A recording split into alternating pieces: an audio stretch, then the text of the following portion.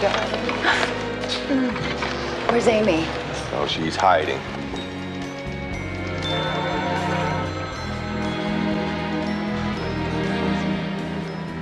Gotcha.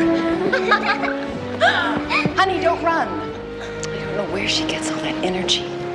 Where can I find the executive offices? Right up those stairs to the mezzanine. You can't miss it. Okay, thank you. Hi. May I help you? Yes, thanks, Mr. and Mrs. Jameson. And Amy. This new designer is fabulous. Wait till you see the line.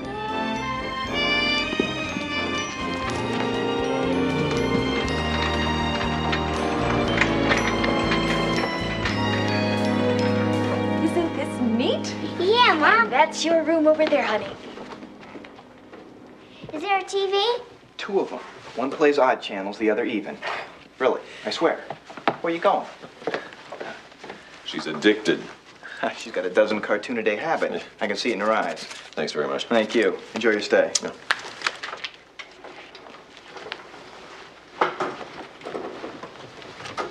Carol, Yes, darling? do you remember to bring the restaurant guide? Yes, I think it's in here somewhere. Good. Voila. Does that mean we're having French? Oh, I think that's a wonderful idea. You do, huh? Mm-hmm. What about that charming little restaurant in Berkeley? Chez Panisse? Mm-hmm. Maybe the hotel could get us reservations. Ooh, and maybe the hotel can get us a babysitter. I want to go too. Please. Not tonight, sweet pea. Oh, it's not fair. Life can be awfully tough on an 8-year-old, you know that? 9 in 2 months. They can get us a sitter. Oh, yeah, great. 2 months. 2 months. 3 days. 4 hours. And 17 seconds, and I gotcha. That would be just fine. And 7 o'clock is perfect. Thank you very much. Bye-bye. Nice and hot. Oh, great. Thank you very much. Pete. Oh, I don't believe it. Hey, how you doing? Oh, guy says matter-of-factly as he steps off the moon. Well, wait a minute. It hasn't been quite that long, has it? Oh, 5 years isn't last week. You look great. Oh, thanks. Hey, you're doing all right for yourself here, aren't you? Well, it keeps me off the streets. How about you? Well, things have been better. Come on, let me buy you a drink. Great. That's the best offer I've had all year. That's good to see you. Me too.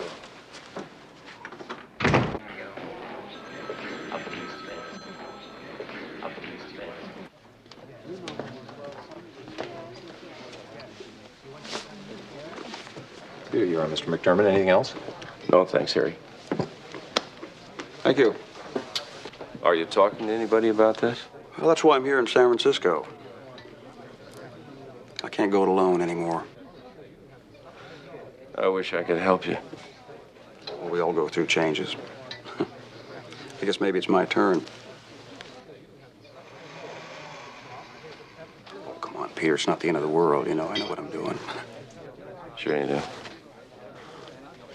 So, what do you think of our hotel? Well, there's only one St. Gregory. Looks like you really found your niche, didn't you? I think so. I thought you had too. Yeah.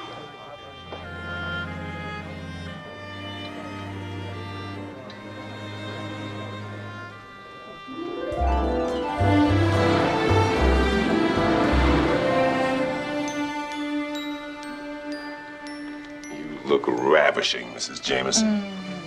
Why, thank you, Mr. Jameson. You look rather ravishing yourself. I love you.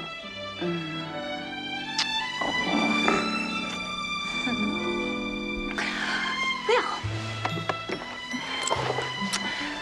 you know, darling, it was very dear of you to have Amy with us. It's not your usual honeymoon, huh? Well, she's my girl now, too. I'm very happy with the package. I'm gonna go too. Please, please. I'll change real fast. Tomorrow night, I promise. Right on time. Mrs. Jameson? Yes. Hi, Hank Miller. Hello.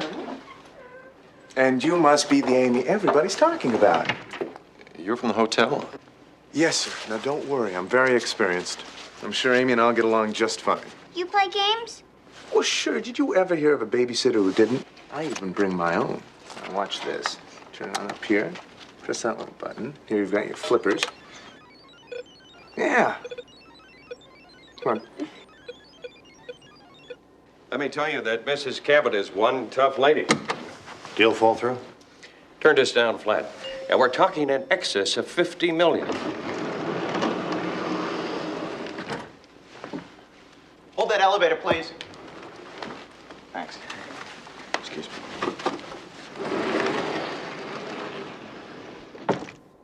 Did you plan on retaining the structure? No, tear it down. St. Gregory's past his prime anyway. What's your idea? 50-story skyscraper right on this spot. Penthouse, condo, shopping mall, all the amenities. Remind me to show you the plans. Still, it's a great old hotel. When it comes to an investment, you can't get sentimental. What about soul searching?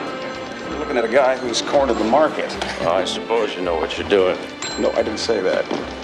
Thanks, Peter. Thanks for dinner. Good to see you, Ted. Give me a buzz tomorrow. I sure will. Bye-bye. 6, please.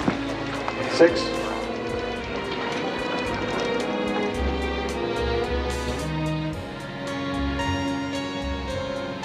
Good evening.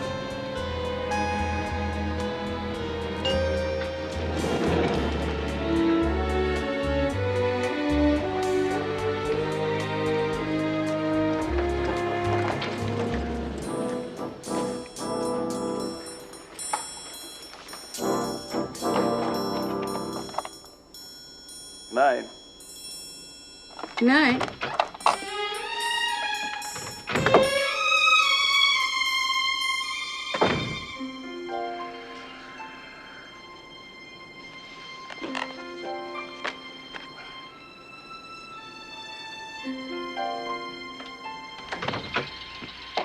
Time for bed, kiddo. Oh, do I really have to? Get me in trouble with your folks. Come on, scooch down. Good night. Good night. You're not gonna leave, are you? I'll be right outside.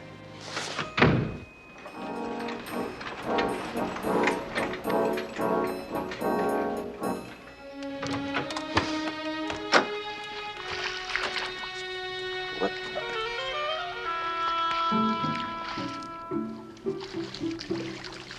Oh, no.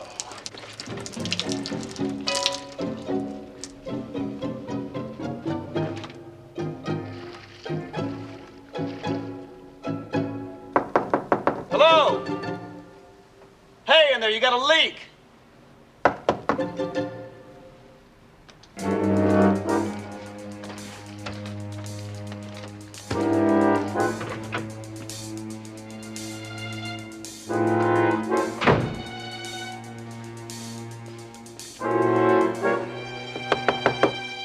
Just a sec. I can't get the thing to... Oh. I'm coming. I think you need a plumber. Yeah, I called. I thought you were him. Hey, look, maybe I can help. Oh, please. I hope I didn't get your stuff wet. Yeah, that's my feet.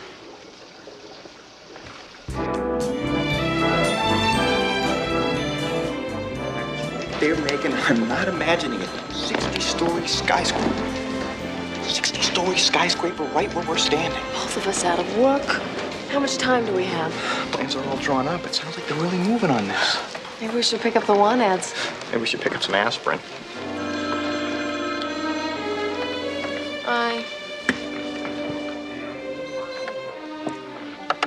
Guess what? I think it'll be all right.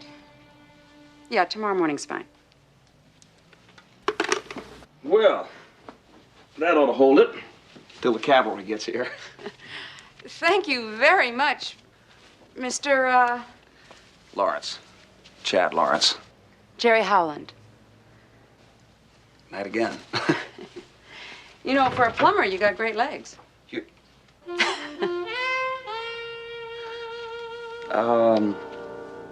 Look, instead of me sending you a bill, why don't we negotiate over breakfast? How does that sound?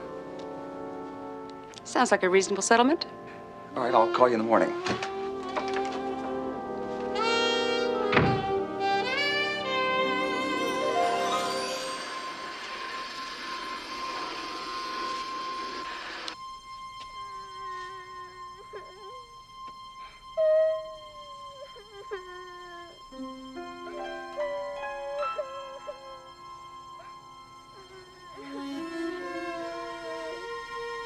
No. No. Mommy! I'll see what's the matter. She was all right when we came in. Must be a nightmare. Mommy! Mommy! Mommy! What's the matter, honey? Oh, Mommy! You having a bad dream, baby? No, it wasn't. Oh, nightmares can be so awfully scary, but your mommy's here and she's gonna make the monsters go away. No, he won't. Come on, honey, tell mommy. I can't. He told me not to. What? Who did? He said he wouldn't love me anymore. Who are you talking about? Who said these things to you? He touched me. He said if I told... Carol, what's going on here? Who touched you, Amy? You don't mean that she... Amy, who did this to you? No one. I don't know. Honey? Tell me now. Was it the babysitter? Yes, he did it. He did it. God. Honey. Oh. It's gonna be all right, honey.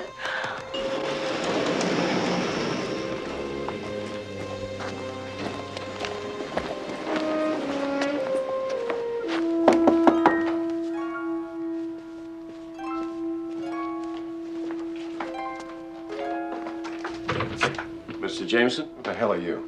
Peter McDermott, hotel manager. I came as quick as I could. Yes, and you're a little late.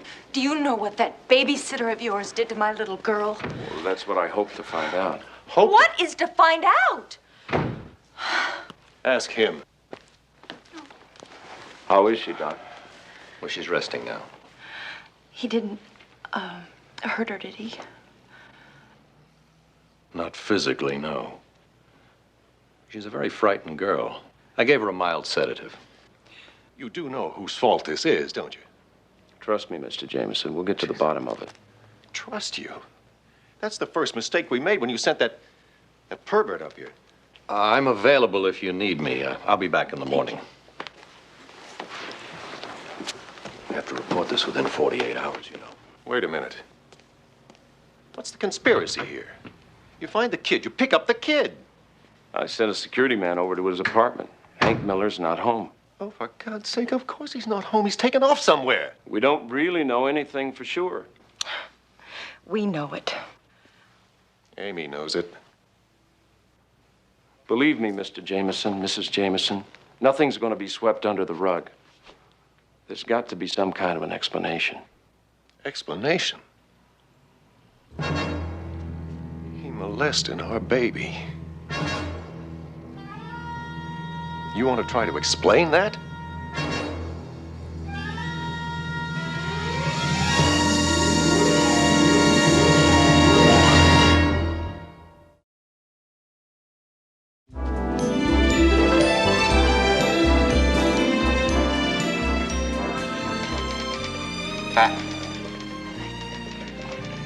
Is everything okay? Not really. Need a shoulder to cry on? I booked out the ballroom for 2 weeks for redecorating. Now the hotel doesn't want to spend the money till the new fiscal year. Well, it's cheaper to make new than fix up the old, huh? That's true.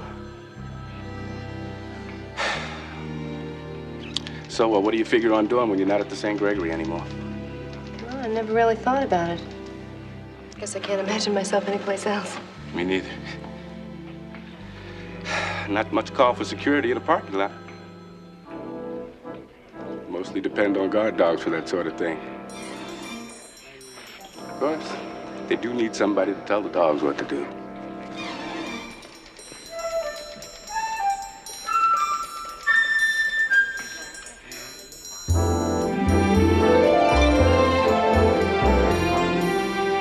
Ladies sportswear, a world of glamour and excitement. Anyway, that's what I'm doing in San Francisco. Don't tell me you're in menswear. Oh, no, just what's on my back. You wear it pretty well. Thank you. Well, I've been working with a landscape architect the last couple of months. Which explains the healthy outdoor look. Mm-hmm. Not to mention the dirt underneath the fingernails. You got a lot to do today? I gave myself the day off. You? Just an appointment later on. Thank you. I really owe you this. Oh, no, wait a minute. What's French toast without somebody sweet to go with it?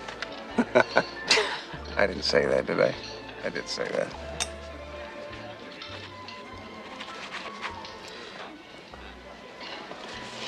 I like you. I like you a lot, Jerry.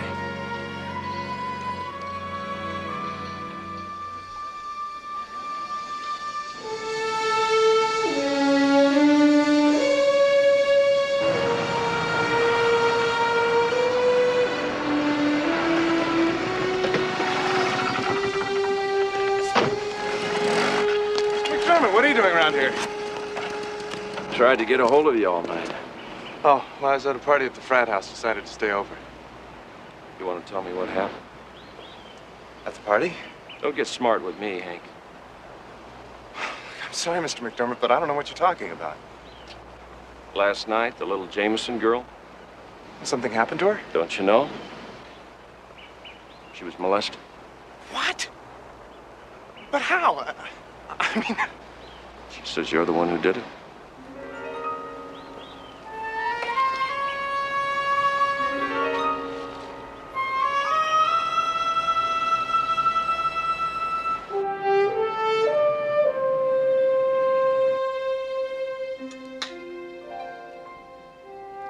Don't you want to eat your waffle, honey? It looks so good. I'm not hungry. May I be excused now? Yes.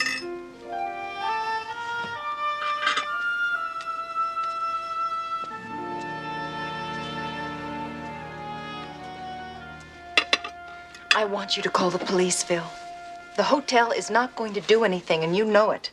Carol McDermott said. McDermott wasn't there. He doesn't know what that man did to my baby. Look at how she's acting. I feel so helpless. I called Lou this morning. He had some good advice. Lou is a lawyer, not a psychiatrist. Okay, but if we press charges, he feels it's only going to be more destructive to Amy. Don't you think that the damage has already been done? But a court proceeding can drag on for months. She'll have to give all sorts of depositions. There'll be endless questions. Relive the grisly details of it. I mean, why put her through that? She's suffered enough. You want me to sit back and pretend it didn't happen, Phil. I can't do that. Yes. I'll be right down. They found the babysitter. So, I'm with the lady executive, huh? Well, I started the business about 3 years ago. Great.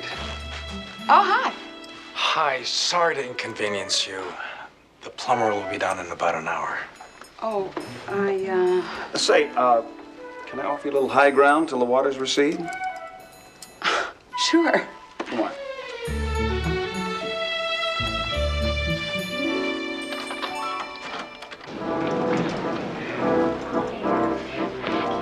You're sure that's what she said? Of Of course I am. Now, why would a chambermaid lie? Well, this is such a wonderful old hotel. You know, people have just no sense of tradition. Tearing down the St. Gregory. Isn't that incredible? What do you think they'll do with these marvelous fixtures? Probably auction them off. Oh, could we bid on those wonderful sconces in the Carlisle room? They'd be just perfect in the den. Amy's lying, Mr. McDermott. She's got to be. I want to believe you, Hank, but I just can't buy it. The little girl would just make all this up. Yeah, but it's not true. I just about raised my kid's sisters. I'm not a freak. That's your word, not mine. Yeah, but only a freak does something like this. Hank, you may have a problem. No, the only problem I got is getting you to believe me. Mr. McDermott, this could ruin my life. You know what you did to that child. Look, I swear, I never touched her. Mr. Jameson, let it go. This isn't getting us anywhere. You better get a good lawyer, Buster, because I'm not through with you. Not with either one of you. Not by a long shot.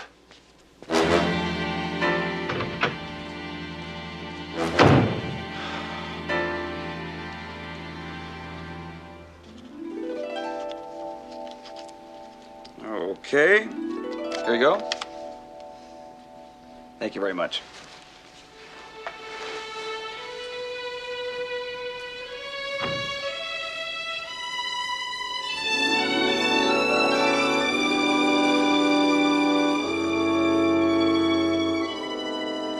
I don't want you to think. I'm not thinking anything. Just how nice it is. I'm sorry. But I'm sorry, too. I shouldn't have... Please. Can I see you later?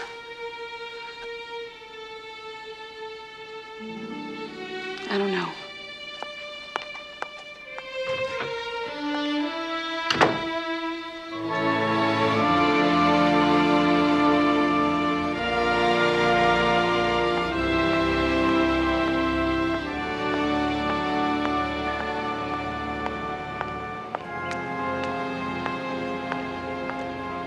Your Excellency. Father? I guess we have a lot to talk about. Yes, we do.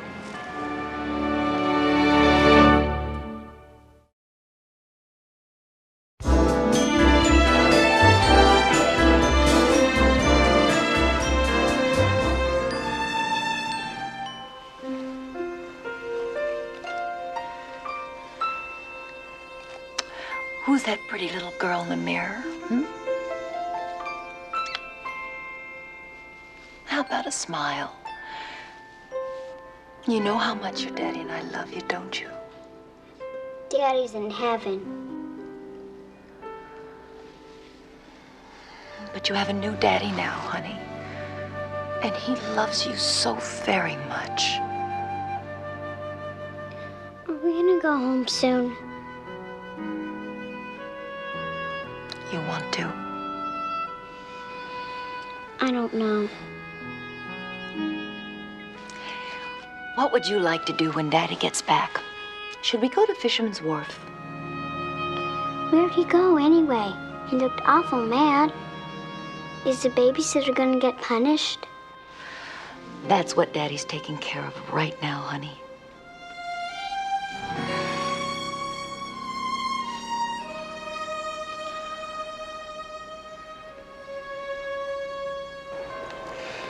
Six months is a long time to be away from your parish, Chad. Well, I needed this sabbatical, Your Excellency. I'm sure you did. But you can't imagine the number of inquiries we've had. Your parishioners want to know when you're coming back. I just don't know yet. The Archdiocese thinks very highly of all you've accomplished. Think I'm being selfish? I guess maybe I am. I just need something for myself, something the church can't give me. What is it? What is it you're looking for, Father? A wife? Family? I'm a man, but I've experienced so little. I don't even know what the outside world is like anymore. Is it someone you've met? A woman? No. No. I've never even been with a woman. We all go through doubts. I'm only human. I found that I have needs. I have desires. I I just can't keep denying them. Are you questioning your faith? No. No, my belief in God is as strong as it's ever been. It's my commitment to the church. I want to honor it. I want to, but I just don't know if I can.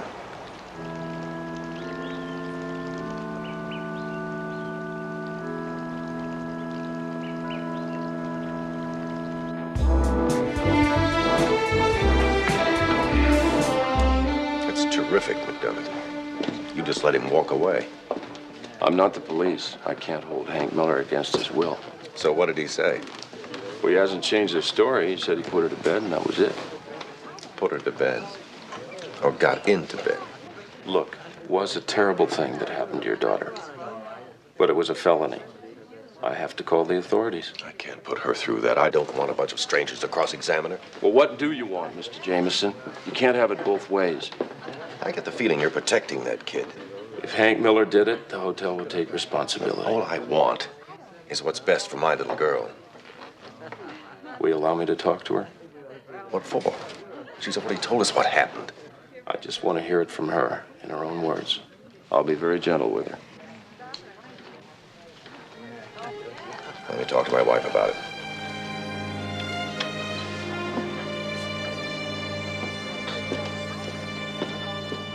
No one's trying to pressure you, Father, but the church needs men like you. Even if I live a lie? We all have our doubts. I did when I was your age. It's something we learn to live with. Yes, but how can I tell other people how to run their lives? I mean, I can't even run my own. Don't be so hard on yourself. No one asked you to be a saint, but you are a priest, and a very good one. Thank you. Thank you very much. God understands your torment. If you ask, he'll help.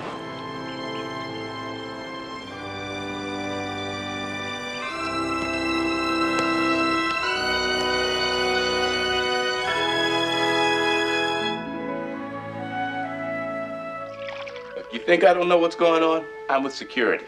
Then it's true, isn't it? They're gonna tear down the hotel. Yeah, but not because of termites. You want to know the real story? The owners are in a bind. They're mortgaged to the penthouse. They're out, the bank's in. Why aren't they gonna keep it open? The land is too valuable, sweetheart. They're going to auction it off to the highest bidder. There go our jobs. Not to mention the neighborhood.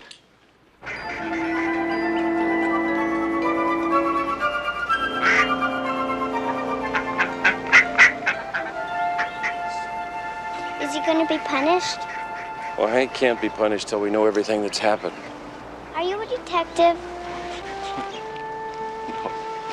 There's lots of detectives on TV, but I like monsters. They're my favorite. Sometimes it's fun to be scared. But when it's for real, it's not so fun anymore, is it? No.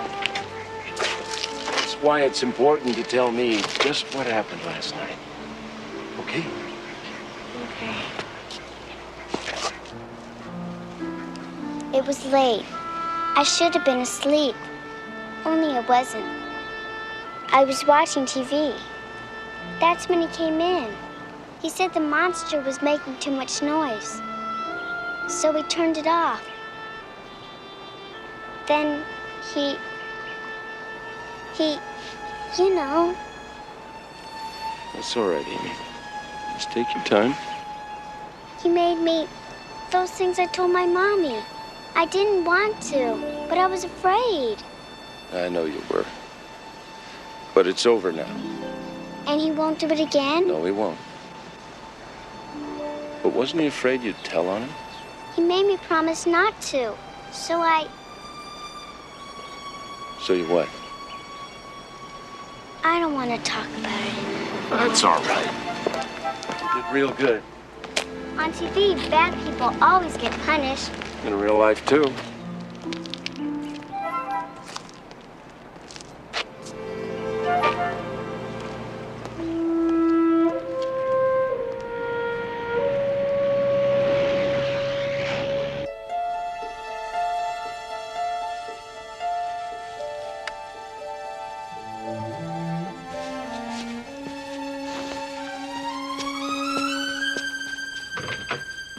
Amy?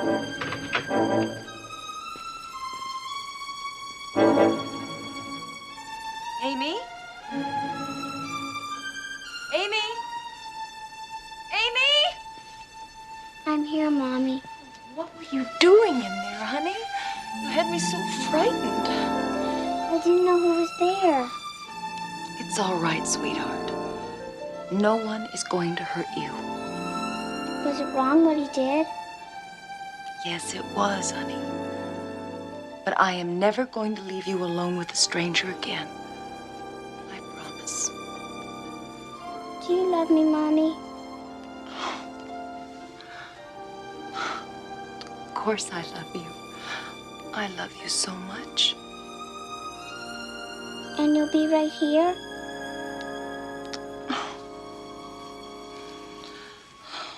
Yes, baby. I'll be right here with you. I promise. Thanks for a lovely evening. Well, I'm glad you're not still angry. I wasn't really angry. I just thought we were rushing into something. I hear that fools do. You know, I'm leaving tomorrow. Oh?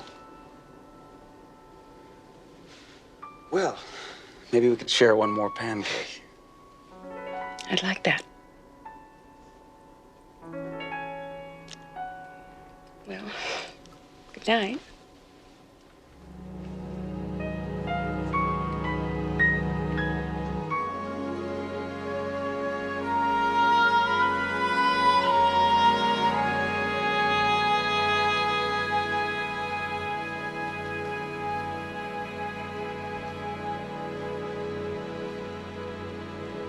Good night.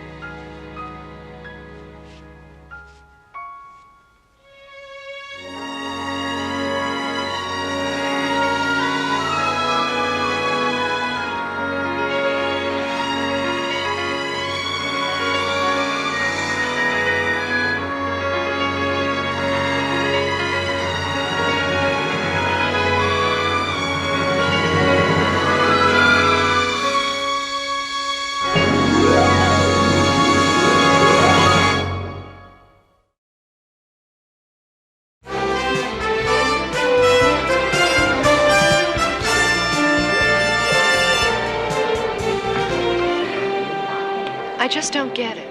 We use Hank a lot. Plenty of compliments. Hi, Dave. Never a complaint. I don't think Amy's making it up. Why? Children have very active imaginations. Yeah, but being molested isn't something a kid just dreams up on her own. You know, hundreds of people pass through my life every day. You get a sixth sense about who they are. This one's a nice lady. That guy's a deadbeat. Someone's got a problem. Someone else is lying. Are you beginning to think maybe you were wrong about Hank? Maybe. Peter, people who do this kind of thing are very sick. But they also are very clever. Yeah, but something's been bugging me. Something Amy said. You know, something's been bugging me, too. Everybody's going around saying the hotel... Megan, you got a copy of yesterday's paper. No, day before yesterday. Oh, there's junk down here. Oh, here you go. Thank you. About the rumors.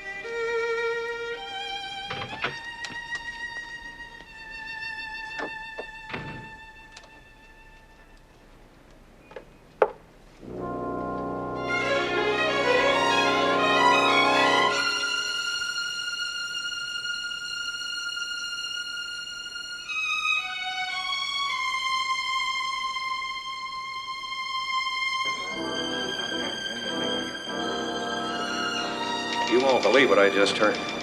All the time they told me they didn't want to sell. They were just holding out for a better offer. You think they plan to tear it down? Sure. It's sitting on top of an earthquake fault.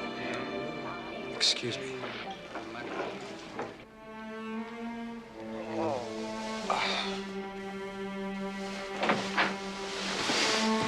Morning.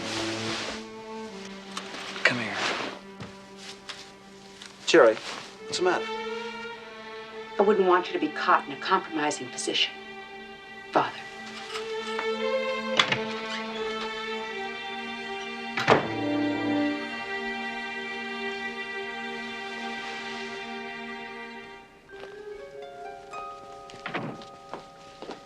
Bill, we're back. I'm in here. I thought we weren't leaving until Sunday. Carol, I just don't think there's any point in staying.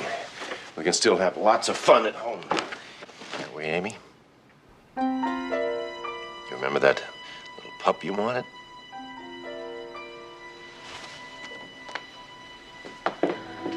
I thought if I took her shopping that it would take her mind off of it for a minute. Oh, Phil, I just don't know how to help her.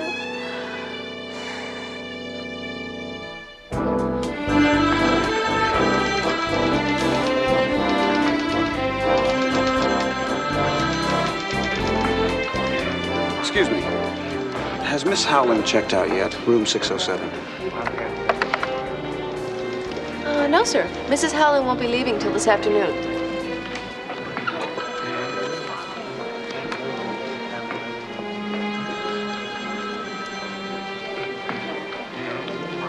Thank you. Thank you very much.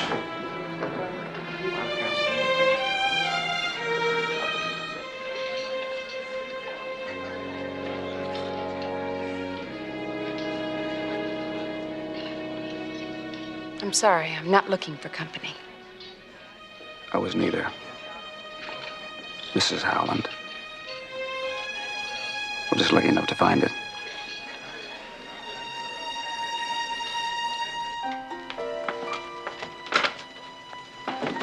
Oh, don't forget to check the bathroom, Phil. I don't want to leave anything behind.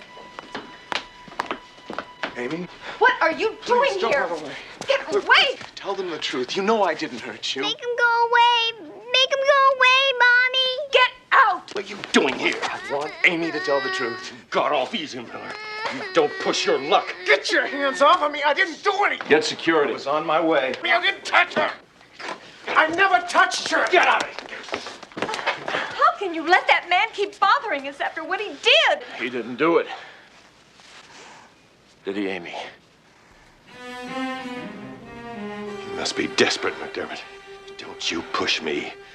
I'll sue the St. Gregory for every nickel they have. I think you're the one who's desperate, Mr. Jameson. What is he talking about, Phil? We have a plane to catch. I'm not going to stand around listening to this. Come on. You want me to tell her, or will you? I didn't say anything bad. Honest. Amy said she was watching a monster movie when Hank came into the room. According to the paper, the only horror movie started at 12:30.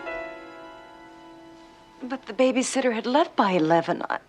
I don't understand this.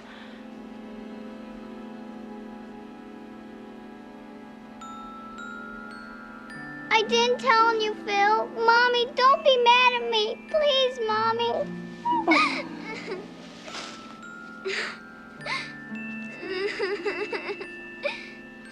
Oh, my God. Amy was so afraid of losing your love, she had to go along with the lie.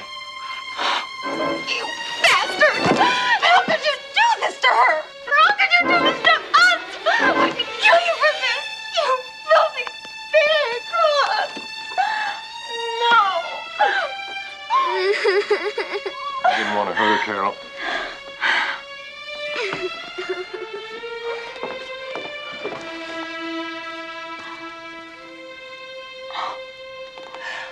I'm so sorry. Please forgive us.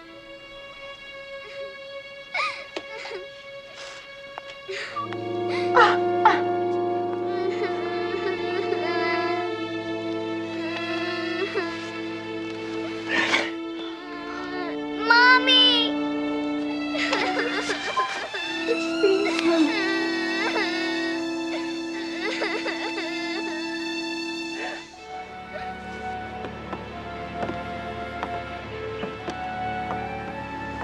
I guess I was looking for something. So why you're not wearing a ring? After we met, I didn't put it back on. I've wanted to walk away from the marriage, but I can't. Something always holds me back. I guess they call that responsibility. You know, you're not the only one that wants to shrug it off. Is that the way you feel about the church? Father Lawrence, holy man. Mr. Lawrence, just a man. A very special man.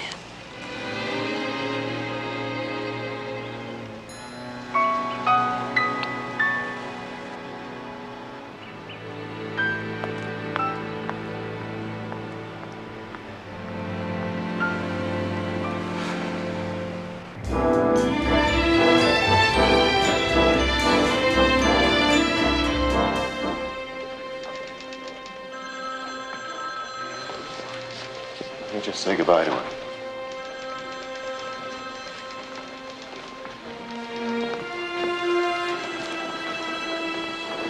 Carol, please let me speak to you.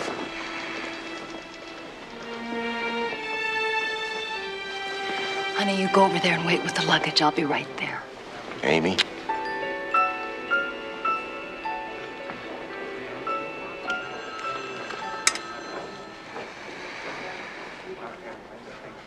Don't walk out on me like this, Carol. I'll get help. I'll do anything that you ask. If Amy doesn't testify, there won't be a case. She'll testify. You wouldn't put her through that. You wouldn't do it. She'll do whatever she has to. This isn't going to happen to some other little girl.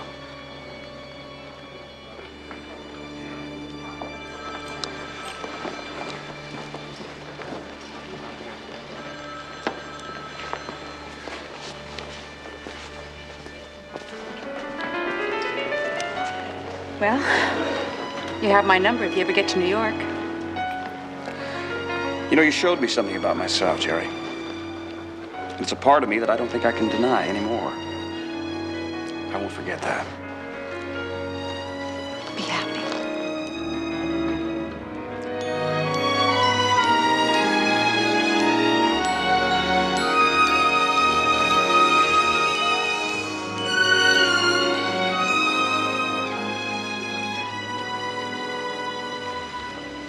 I get the feeling you've made some kind of decision.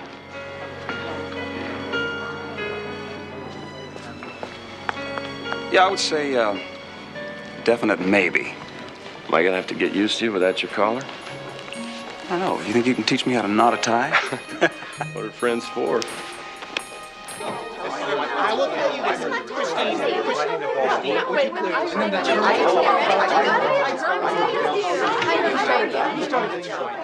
Okay, hold it. Everyone quiet down for a minute. All these rumors you've been hearing, none of them are true. No one has any intentions of selling this hotel. No one wants to tear it down. We're not sitting on an earthquake fault, and there's not a termite in San Francisco who has the nerve to chew on the St. Gregory. It's business as usual, okay? So whoever started the rumor.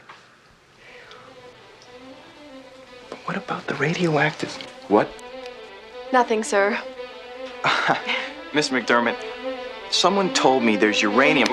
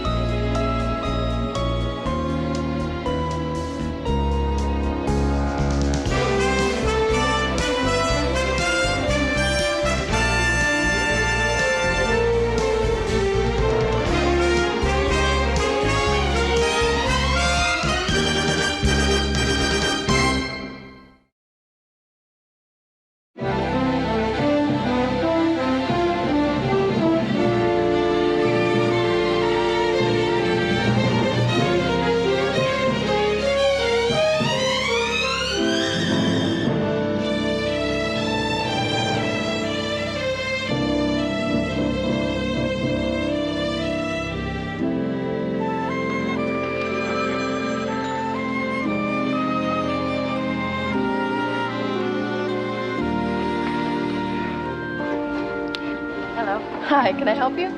Yes. You have a reservation for Gloria Beck, Southwest Wine Merchants? Oh, yes, Miss Beck. Room 727. You'll be staying with us for 2 days?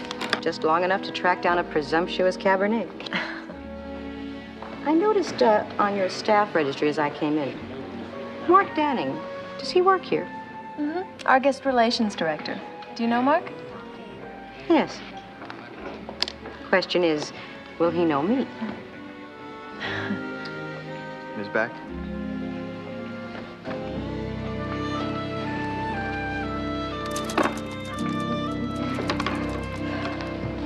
Okay, we have 1 box of replacement keys, invoices, some folders, and registration cards. Oh, Holly, your dream come true. I'm just here to serve, mon capitaine. Until noon, anyway. Yeah, that's the trouble with these graduate intern programs. They would just get to know you, and then they ship you off to another part of the hotel. I've learned so much from you, Megan. And I want the whole world to know what I've learned from you.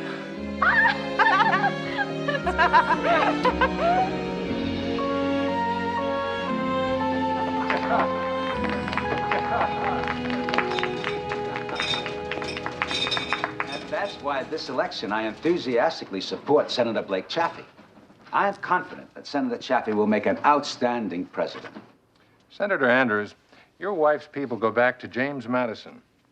Now, word is that they want another president in the family. Well, that's why I'm suggesting they adopt Senator Chaffee. Then Tom Andrews is definitely out as a presidential candidate. Who knows?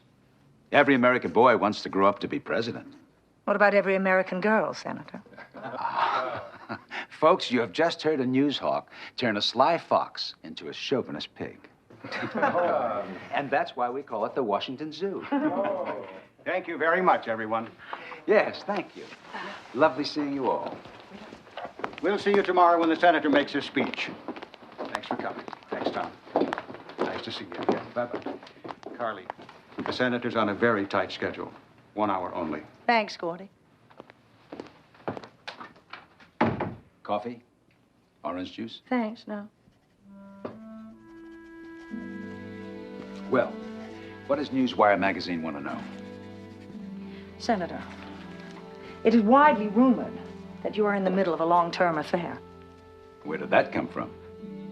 A highly placed, unnamed source. May we go off the record? Please do.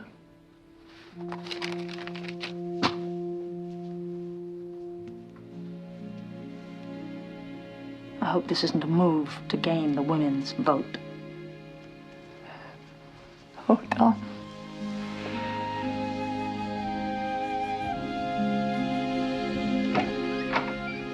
Good morning. Hi. This one should be an automatic for us.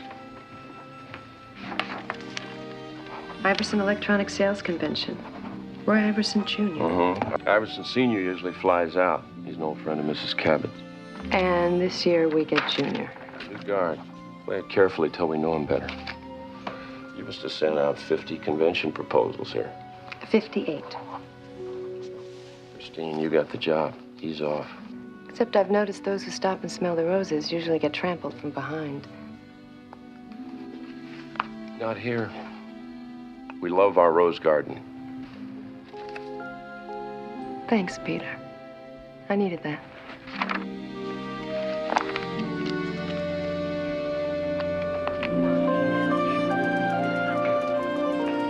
Ron, let's see the dates on the New York City Ballet. You get? Who's that? You got the whole floor? Whole floor. Well, let's get the computer printout on this, okay, Ron? Gloria Beck, the wine buyer. You know, dark, beautiful, mysterious. Well, I'm hooked. When do I get to see this Scheherazade? No time like the present.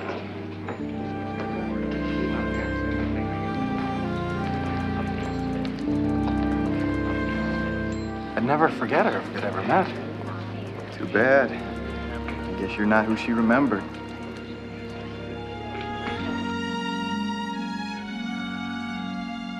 Public or private thoughts? Oh, just the usual other woman questions. And all the answers are yes. you will become Mrs. Andrews, and I will become Mr. President.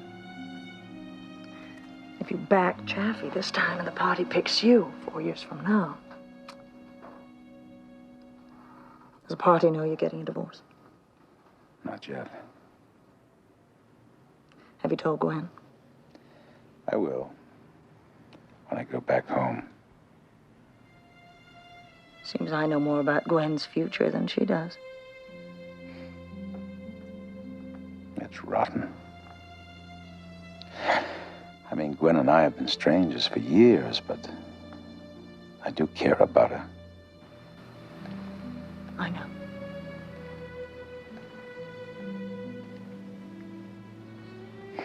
God, I love you. What you love, Senator, is me and politics. And now you can write that speech everybody's wanting to hear tomorrow. Okay.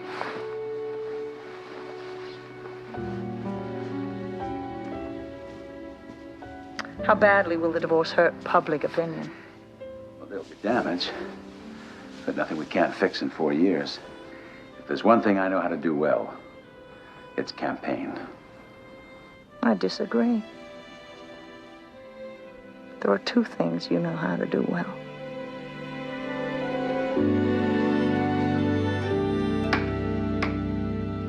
I know I'm gonna learn so much from you, Miss Francis. It's Christine. But I'm not sure what I have to teach is all that exciting. Are you kidding? On-the-job training beats anything they taught me in hotel school. Aunt Victoria thinks you're a terrific diplomat. Diplomacy is just knowing how to say good dog until you can find a tree. Isn't he great? Truly, Christine. Aunt Victoria never stops talking about both of you. Mrs. Cabot is a kind woman. I've always loved her. I really want her to be proud of me.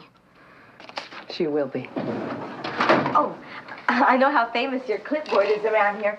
So I thought since we're working together, ta-da! Okay? Okay. Well, let's go.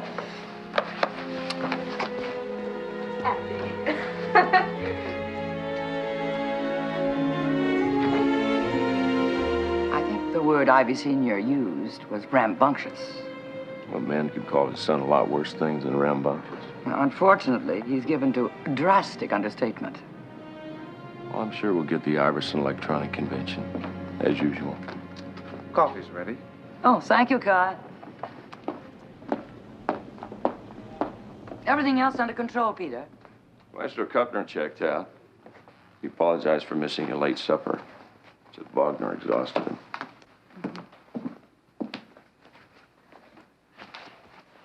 Senator Andrews is there. Talk is he may go for the White House. Oh, not this time. My Washington friends say it's Chaffee. Is that sugar? Kai is conspiring with Dr. Lowry to keep me on my diet. Oh. Now, tell me about my niece. Polly? Well, everybody likes her. She's bright, helpful, creative. I saw that watching her grow up. I often wonder where she learned it. Mrs. Cabot, that's sugar. Oh, yes, Kai. Mr. McDermott brought his own. He knows you can't get a grain of the stuff around here.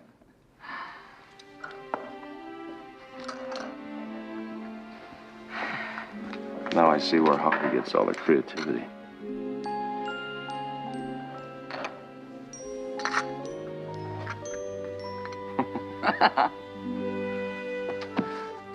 Tom, what's more important?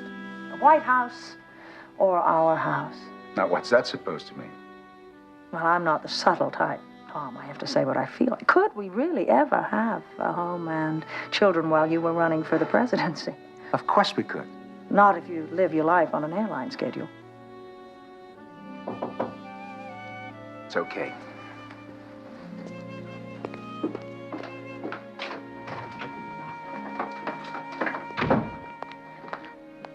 Blake Chaffee just had a heart attack.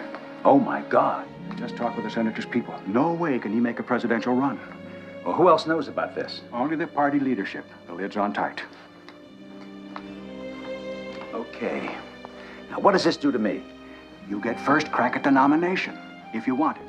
But it's a crash time schedule. You have to announce yourself tomorrow, during your speech.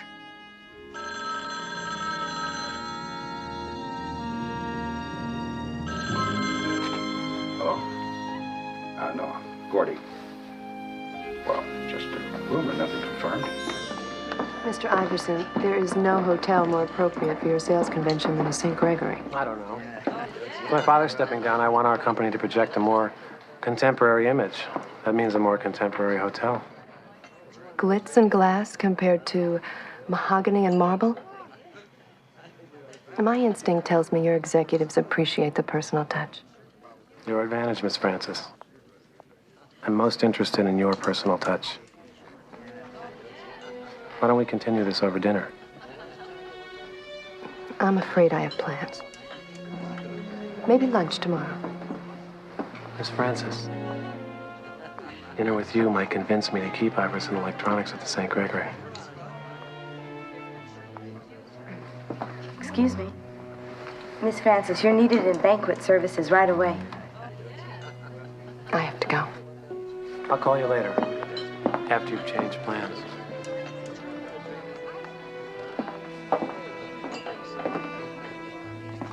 Anything wrong, Christine? Just another advanced course in on-the-job training.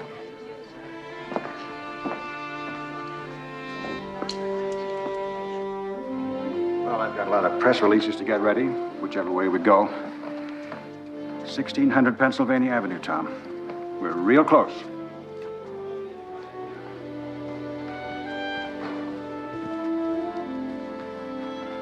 I think Gordon or Kratz ever introducing us. Well, we'll work it out. You promised them a decision by tomorrow. This is one you can't table, Senator. Carly, are you really seriously asking me to turn down the nomination? I'm asking you to accept me. I do. I will, soon. That's not what you said this morning.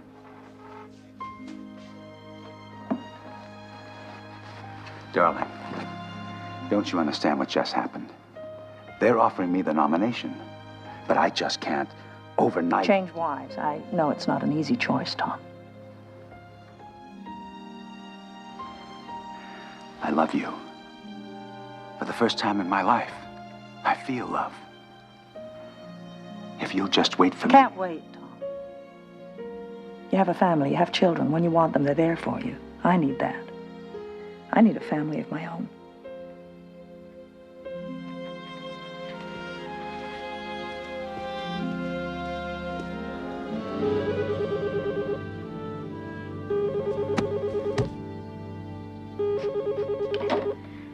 Miss Francis' office? This is Roy Iverson, Jr. Is Christine there? Oh, Mr. Iverson. No, she's not in, but I can take a message. When do you expect her? Oh, within the hour. Would you ask her to call me? It's very important. Yes, I'll be sure she gets it. Bye.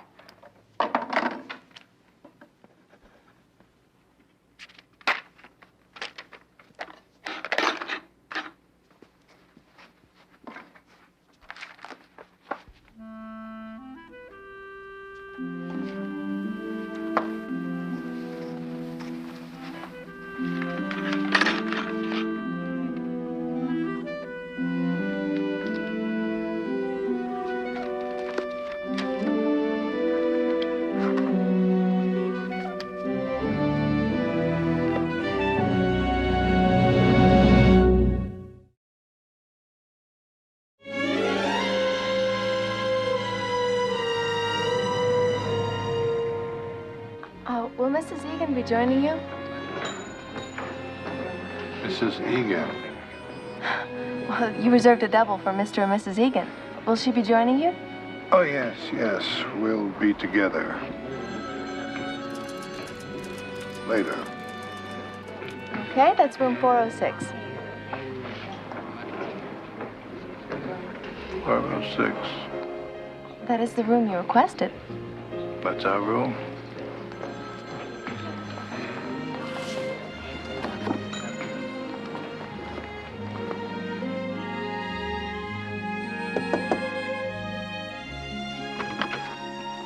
Hi, you left a message? I'm Mark, come in.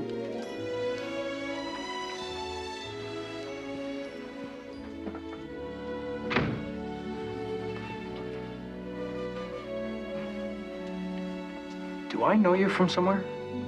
Well, what do you think? Well, I think it's a lovely mistake, but it's still a mistake.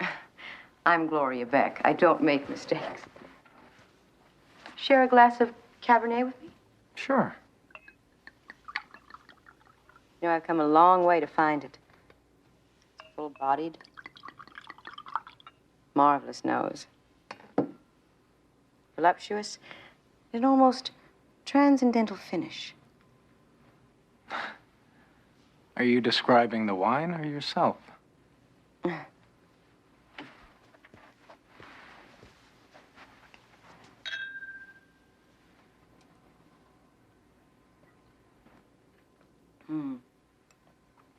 Better than dipping French fries in blue cheese dressing. Sure is.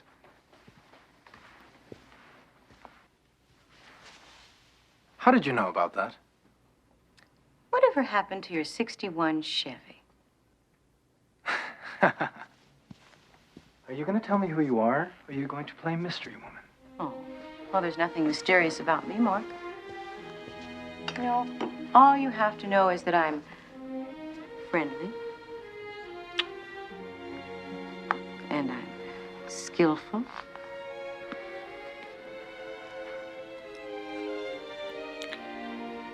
And very demanding.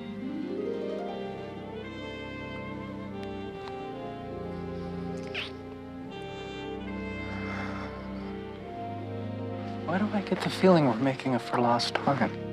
Would you like to make love to me? You're not anybody that I ever knew. Personality, emotions.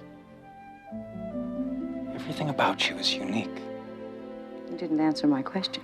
and wonderful. Yes.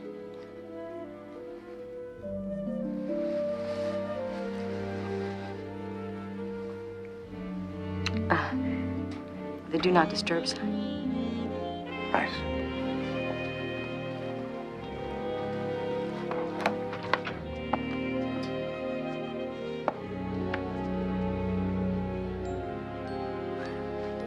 Goodbye, Marker.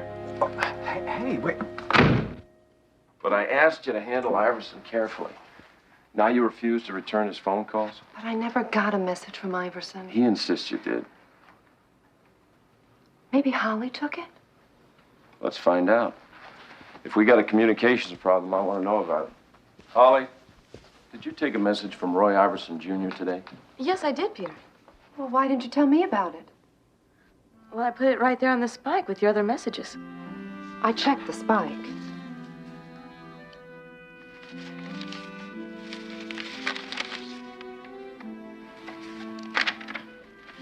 I don't know how I could have overlooked this.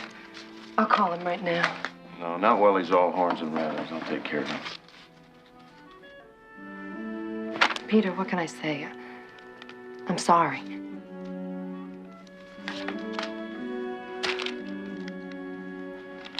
Is there anything I can do to help?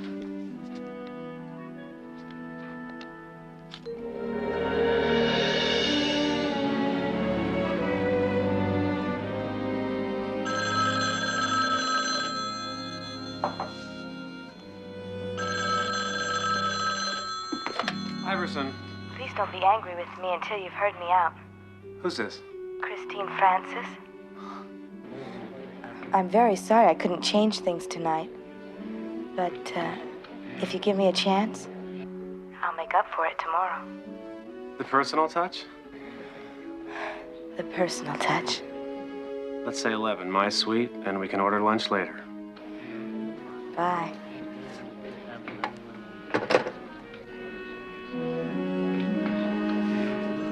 You still working, Holly? No, I just got up. Can I buy you a drink, Peter? Oh, sorry, I've got a date with Senator Andrews' aide. Maybe later. I'm afraid not tonight, Holly. Peter, you still think of me as Mrs. Cabot's young niece, don't you? Well, you are, aren't you?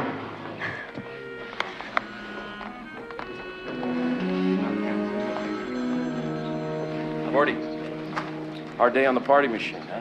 Yeah, finally put my heartburn to bed for the evening. Tell me about it, buddy. Oh, my God.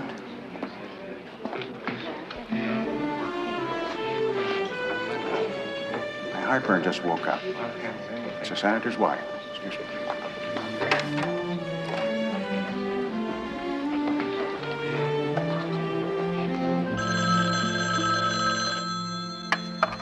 Andrew's here. When? Do the best you can, Gordy. My wife's on the way up. Shall I leave or hide in the closet? No, no more leaving. I'm going to tell her. I'm going to tell her tonight. Be gentle with her, Tom. I know how she's going to feel. I'll call you later.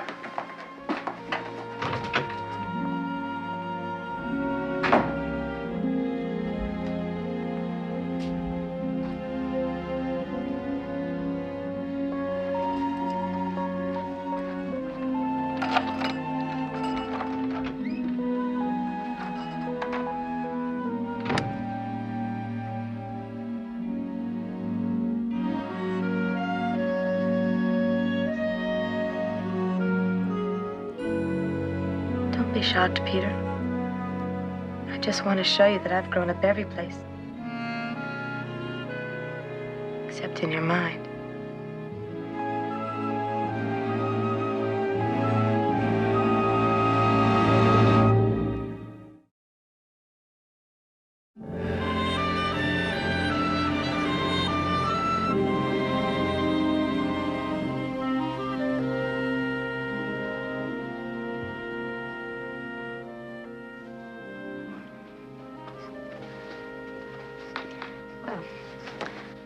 All dressed up and no place to go. Except home to bed. Holly, if we'd done what you thought you wanted to do, Peter, it is what I wanted. it would have ruined everything. Our relationship, your work here. Yeah. Guess it was a pretty childish thing to do. Especially for someone who's trying to prove she's an adult. Now, that's a very adult observation. Well, who knows? Maybe I'll get to be a grown-up after all. For you, sir, the veal with the sorrel sauce. And shall I keep the chicken Kiev warm until the lady arrives? No, she's here.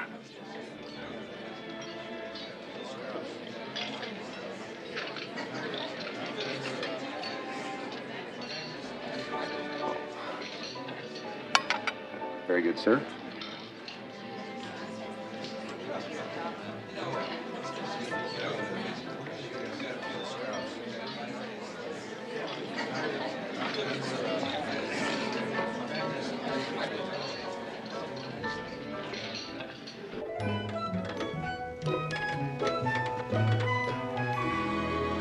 I thought I should be with you tomorrow when you announce your candidacy. Gwen, Everything we've worked for so long is finally happening for you. I have to tell you something. Then tell me. We've always been honest with each other. Yes, we have.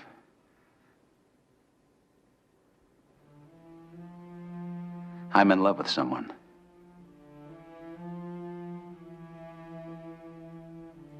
Aren't you supposed to say, I'm in love with someone else?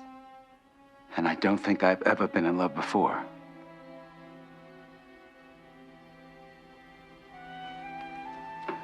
That hurts.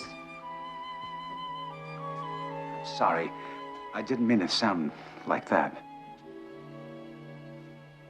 Carly night, isn't it? The Potomac party line. I've known for some time. Gwen, I'm sorry what I just said about never loving you. That isn't true. I know we don't have the most passionate marriage, but we've built something on our friendship. That's the kind of people we are. You have a chance to be president. Don't throw it away on some romantic whim. Gwen, she gives me life. That's pretentious bunk. Well, that's the way I feel. I see. And do you feel like going to her now? I have to get back to work on my speech. Ah, of course. The speech everyone's waiting to hear. Why don't you say, here stands Thomas Andrews, who fell in love and lost his only chance to become the great man his wife once believed him to be.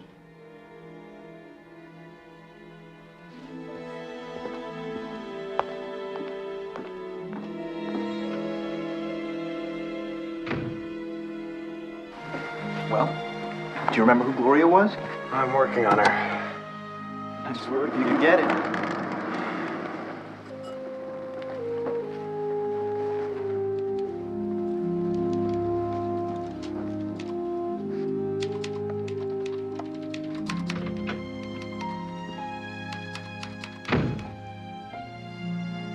Carly, I told Gwen about us.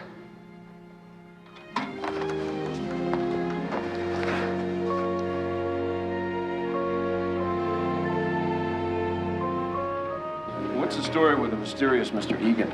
Well, that fellow who ordered 2 dinners. Yeah, and champagne in the bar for 2. And flowers for a non-existent Mrs. Egan. I'll check him out. Well, I think he's harmless, but I'm not running a Bellevue ward here. 11 o'clock in his suite? Yes, Mr. Iverson called to say he was very sorry about yesterday, and that this is strictly business. He's got some charts that he does not want to lug around. Okay, 11 o'clock, Iverson's suite. Do me a favor. Mm-hmm. If I'm not out by 11:30, send in the Marines to get me.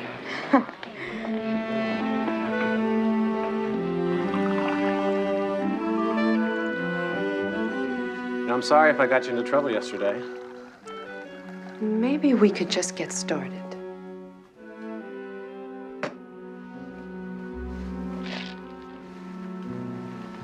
Chris, I knew you'd be a quick study. A real quick study. Mr. Iverson, stop it! What is this? What the hell gave you the idea that I was up here for this? Chris, come here. Ow! Lady, I don't like being played for a fool. Nor do I, Mr. Iverson. You walk out that door, sweetheart, you better find yourself a damn good retraining program.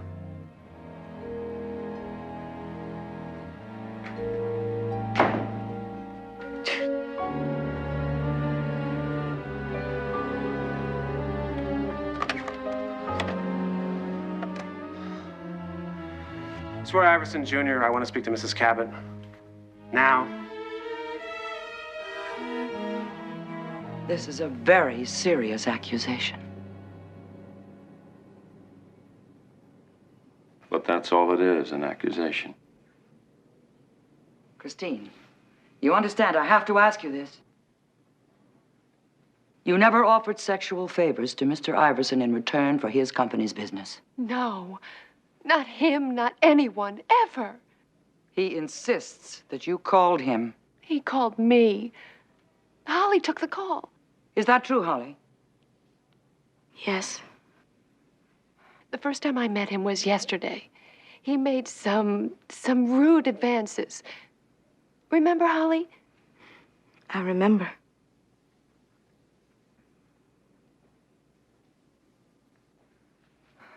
This puts me in a very delicate position with Ivy Sr. Well, his father told you himself his son was rambunctious. But he is his son, Peter. One always makes allowances for family, even in the face of an unpleasant truth. His father has to be told, even if it costs us the Iverson business. And an old friendship.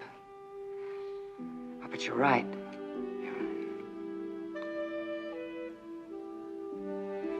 Christine, I'm sorry you've had such a terrible experience. Mrs. Cabot, thank you for believing me.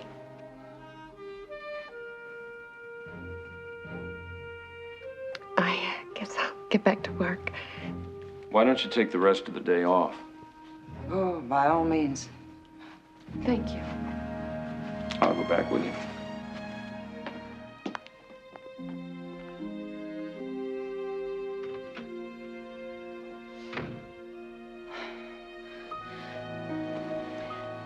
Aunt Victoria. Yes, Holly. I'll see you later. Wait a minute, Holly. What's the matter? I can't. Holly? I didn't want to say anything.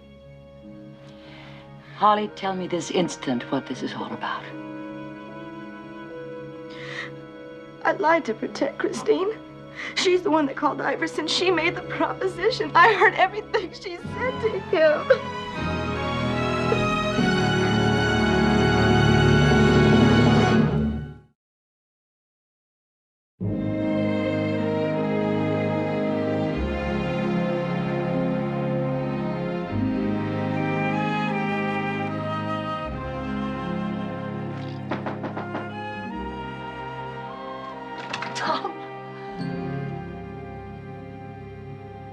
May I come in, Carly? Sure.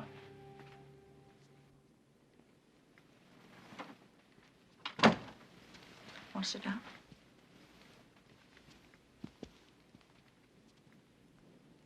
He says he loves you. I love him. How much, Carly? Only enough to keep him or enough to let him go? Back to you? That's not my idea of striking the Liberty Bell. I don't have him, and I never will. But he should be president. He's trained for it all his life. I don't want to hurt you, Gwen, but I can give him love. Don't you know love isn't enough for some? If he decides not to run, someday he'll hate you for it. If he's a man who can be president, he's a man who can make a decision. All right. There's another answer. Nothing has to change between you. I can look the other way. I need more than the key to the back door of the White House. The key to the front door? Should he make you his press secretary? Can't you see I'm just trying to hold on to some small part of him? And what does that make me? What are you now, Carly? I know what I am, but I know I'd never sell part of the man I love.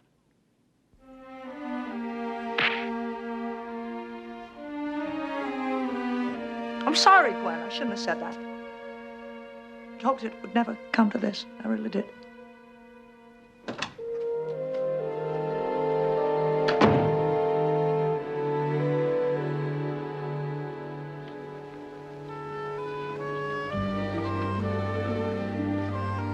Glorietta? It is you. Well, now you know. Glorietta Beckenbush, basic chemistry. I changed the name a little. In the profile a lot, by at least 100 pounds. You were the senior superlative, and I was the fat, ugly lab partner. Outside the lab, you never gave me a second look. Well, unless you wanted advice on how to date one of my pretty girlfriends. So yesterday was a little revenge for old time's sake? Okay, maybe I do deserve to have my sins catch up with me. But you know, Glorietta Beckenbush was sweet, even if she was a little chubby. This new Gloria seems to be no better than the way I used to be. It's the way of the world, Mark. Use before you can be used. I don't believe that, Gloria. I never believed that.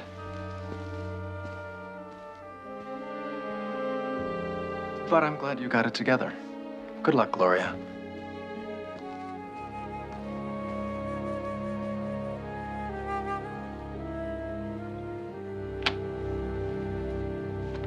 Iverson was right about one thing. He said I'd never work here again. I'm not going to play these games. Come on, Christine, this is only temporary. Is it? Hey, you're the woman who rode the bus all the way out here from Oklahoma City. Now you're quitting because a conniving kid scuffs a little dirt on you. I thought you had a little more grit than that. Damn it, Peter. I could stand up to anything Holly or Iverson throw at me. But I will not beg Mrs. Cabot to believe me. She wants to believe you, but Holly's her niece. There's a procedure that has to be followed. You know that. Procedure? Yeah. I'm packing my bags and you want to follow some procedure?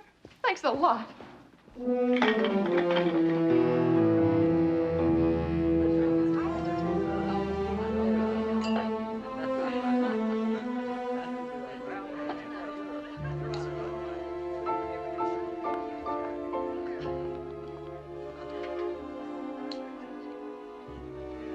hope you don't mind. Oh, no, please, please.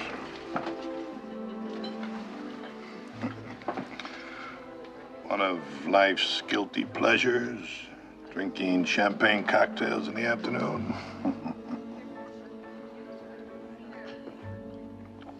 Would you care to join us? Oh, no, thanks. I'm fine.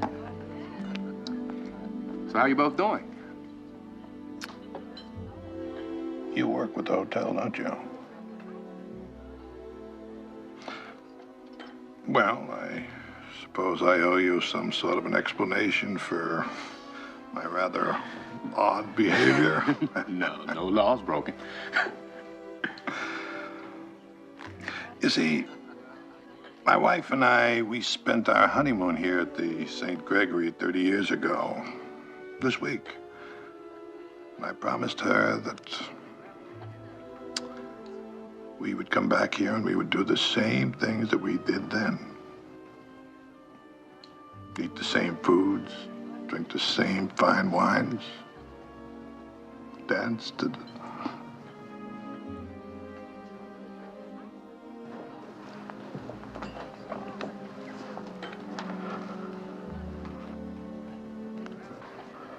Margaret didn't make it this year.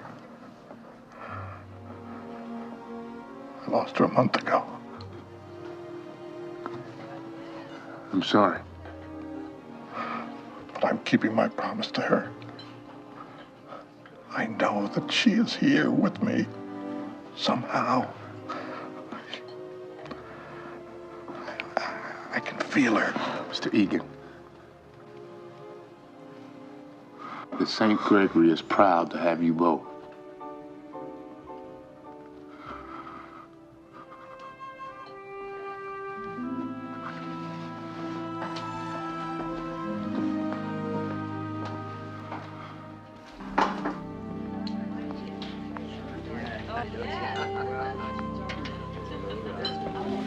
Mark, I'm sorry. You didn't deserve that. You were a nice guy in high school, and you're a nice guy now. No. I was an insensitive jock. My wine seminar isn't until 9 o'clock. Would you like to have dinner with an old lab partner? Chemistry is my life. And we can show the world our determination to oppose naked aggression wherever we find it, but at the same time show compassion for our own poor and needy here at home.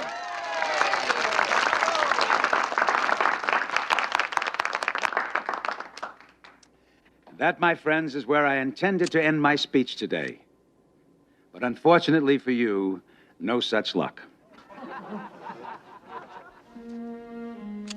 There has been speculation that I might seek higher office. Well, today, I arrived at a decision.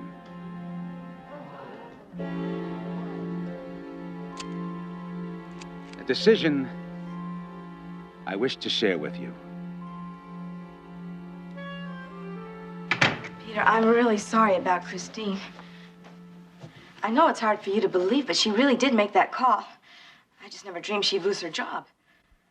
I don't know how you'll ever replace her. If there's anything I can do...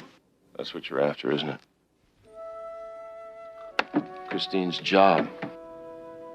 Well, I do have the education and background. You're lying about Christine. Victoria's back from her meeting with the mayor. I've asked for a meeting of my own. Remember what she said. One makes allowances for family, even in the face of truth. People think that politics is just a matter of the left and the right fighting each other. But the real enemy is that jungle in the middle. That jungle made up of know-nothings, made up of people without ideas, of opportunists always chasing the latest opinion polls. And That is why today I humbly offer myself as candidate for the office of President of the United States.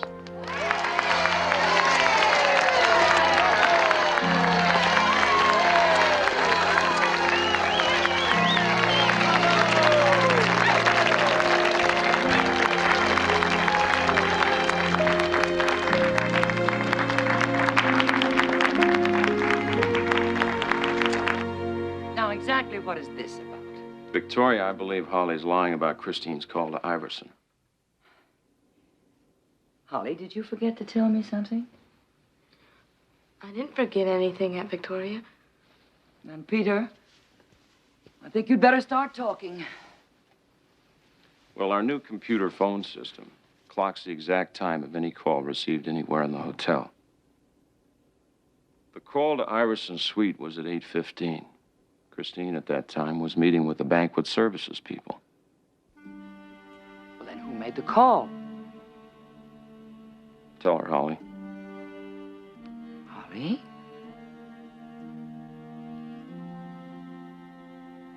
You made the call, didn't you? You told Iverson you were Christine. Holly, I want the truth. He's just lying to protect Christine, Aunt Victoria. I know their relationship goes way beyond professional or... Stop it, Holly.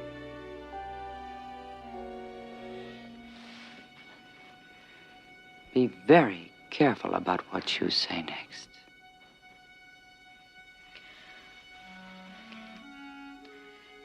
You have to do things like this if you're going to get ahead.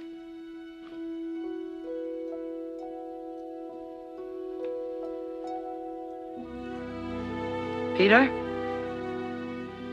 I want Christine back on staff immediately. Okay. Holly, if you don't know what you've done, you are a contemptible, unfeeling, selfish child. You know, the only question is whether you've abandoned the principles I've tried to teach you, or whether you never bothered to learn them. Go home, Holly. Please leave my hotel.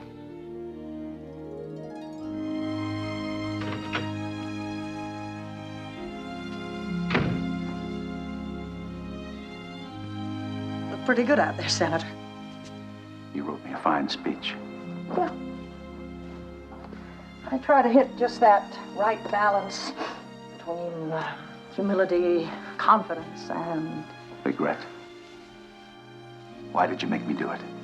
I don't understand you, Carly. Yeah, well, I understand you, Tom. One morning you'd rolled over and you looked at me and thought, if it wasn't for you, girl, I could have been president. We never would have survived that. I won't insult you by denying that. But I am sorry I made such a mess of things. I hurt Gwen, and now I hurt you. I'm a big girl, Tom. As for you and Gwen, well, who knows? Sometimes the fire just starts right up again. I love you. I always will.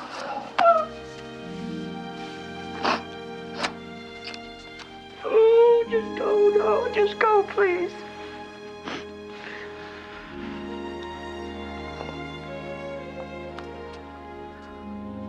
Goodbye, Carly.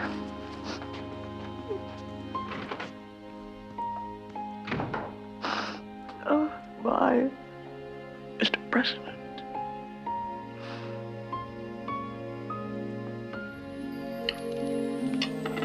It's terribly sad that Holly didn't grow up to be the young woman I hoped she'd be. It's partly her family's fault, partly mine. Holly made her own decisions. You're not responsible for them. Where will she go now? Back to her father, probably. If she can drag my brother away from his commodities house for longer than lunch.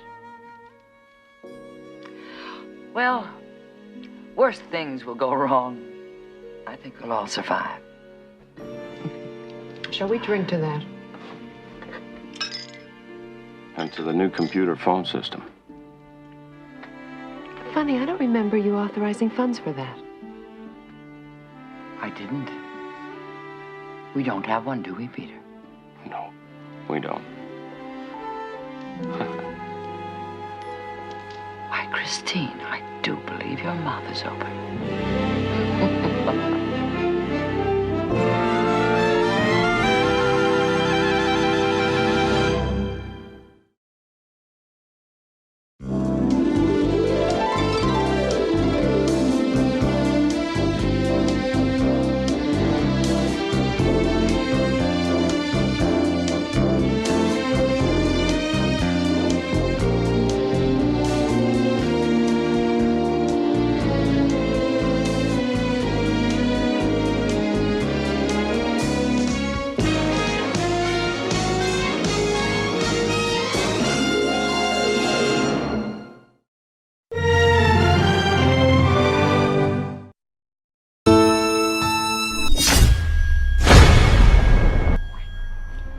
কি ব্যাপার, তুমি এখনো ready হওনি? যাবা না? কোথায় যাব? কোথায় যাবো মানে? তুমি কি ভুলে গেছো? আরে আমাদের না বাইরে যাওয়ার কথা। ও হ্যাঁ, আমি না একদম ভুলে গিয়েছিলাম।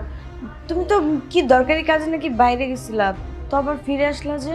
হ্যাঁ, আসলে হয়েছে কি, যার কাছে গিয়েছিলাম তাকে পাইনি, তাই চলে আসলাম। আচ্ছা, তোমাকে এরকম নার্ভাস দেখাচ্ছে কেন? কি হয়েছে বলো তো আমাকে। নার্ভাস? কই না তো, আমি ঠিক আছি। নার্ভাস কেন হতে যাব? ঠিক আছে। আমার কোথাও একটা মনে হচ্ছে সামথিং ইজ রং। এইসব কি উদ্ভট কথা বলছো? কি সামথিং রং? কিছু না, আমি ঠিক আছে। এই দেখুন আমি রেডি হয়ে বসে আছি। আসলে প্রচুর গরম তো, এর জন্য হয়তো বা একটু। আচ্ছা চলো তাহলে এক কাজ করি, ডাক্তারের কাছে যাই। ডাক্তারের কাছে যেতে হবে না, ঠিক হয়ে যাবে। একটু ঠান্ডা শরবত টরবত খেলে ঠিক হয়ে যাবে। আচ্ছা ঠিক আছে। ও আরেকটা কথা, আজকে কিন্তু আব্বা আসবে।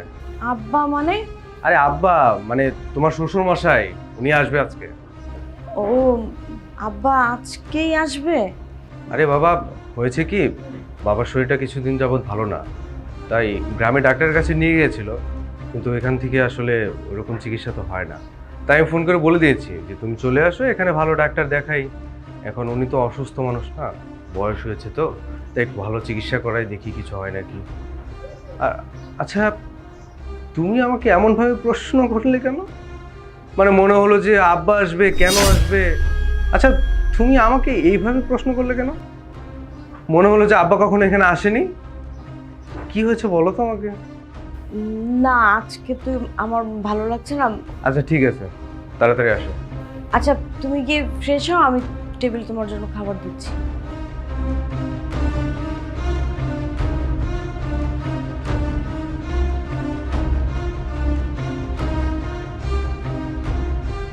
এই কি ব্যাপার, তুমি না বললে তোমার হাজবেন্ড বাসায় নেই, তাহলে এখন আসলো কোথায় থেকে? আরে ও তো বাইরেই গেছিল, আমি কি জানতাম না কি ও চলে আসবে? আর ও চলে আসলে কি আমি তোমাকে আসতে বলতাম? আমি তো জানি ও বাসায় না থাকলে তুমি আসো, আর ও যদি চলে আসে তাহলে তো একটা বিপদ হয়ে যাবে দেখলে। আচ্ছা দেখো, এখন কি করার, আমি তো বাইরে যেতে হবে না, বাইরে কিভাবে যাবো সেটা ব্যবস্থা করো। ও তো এখন আমাকে নিয়ে বাইরে যাবে। এক কাজ করি, আমার কাছে তো ডাবল চাবি আছে, তোমাকে একটা চাবি দিয়ে যাই। আমরা যখন বাইরে যাব তুমি ডাবল চাবি দিয়ে দরজাটা খুলে বাইরে চলে যাও, তাহলে ও আর তোমাকে এসে দেখতে পাবে না। দেখো এত প্যারা নিতে আমার ভালো লাগতেছে না, আর তাছাড়া আমি এখানে আসছি কি কাজের জন্য? দেখো আমার একটু খুব মেজাজ খারাপ হচ্ছে। আরে তুমি এত টেনশন করতেছো কেন? টেনশনের কিছু নেই, প্রেম করলে একটু একটু প্যারা নিতে হয়, আর এটা তেমন কিছুই না। তুমি তো চলেই যাবে, ও কি তোমাকে দেখতে পাবে? আচ্ছা তুমি এখানে কোথাও লুকিয়ে থাকো, আমি ওকে খাবার দিয়ে আসি। আর শোনো, তুমি কিন্তু এই রুমে লুকিয়ে থাকবে যতক্ষণ পর্যন্ত আমার হাজব্যান্ড আছে, তোমাকে যেন কোনোভাবেই দেখতে না পারে। এই রুমের বাইরে যাবে না, ঠিক আছে? তোমাকে যদি দেখতে পারে আমার কিন্তু সংসারটা একদম শেষ হয়ে যাবে। হেই, তুমি ভেবেচিন্তে আমার নিয়ে আসবে না? তুমি সময় সিচুয়েশন কেন বুঝবে না? আমার তো সময়ের ভ্যালু আছে, তাই না? আমি কি প্রতিদিন এখানে টাইম মতো আসতে পারবো?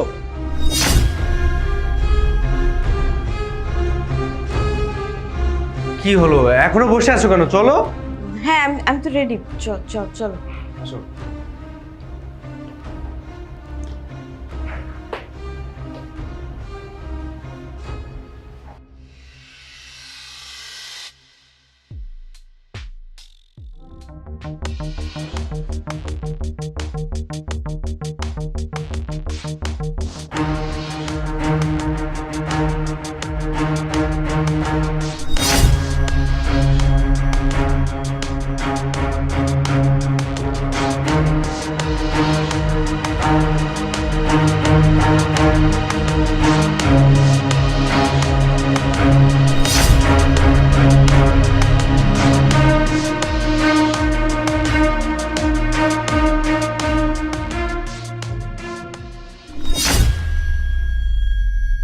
কি ব্যাপার?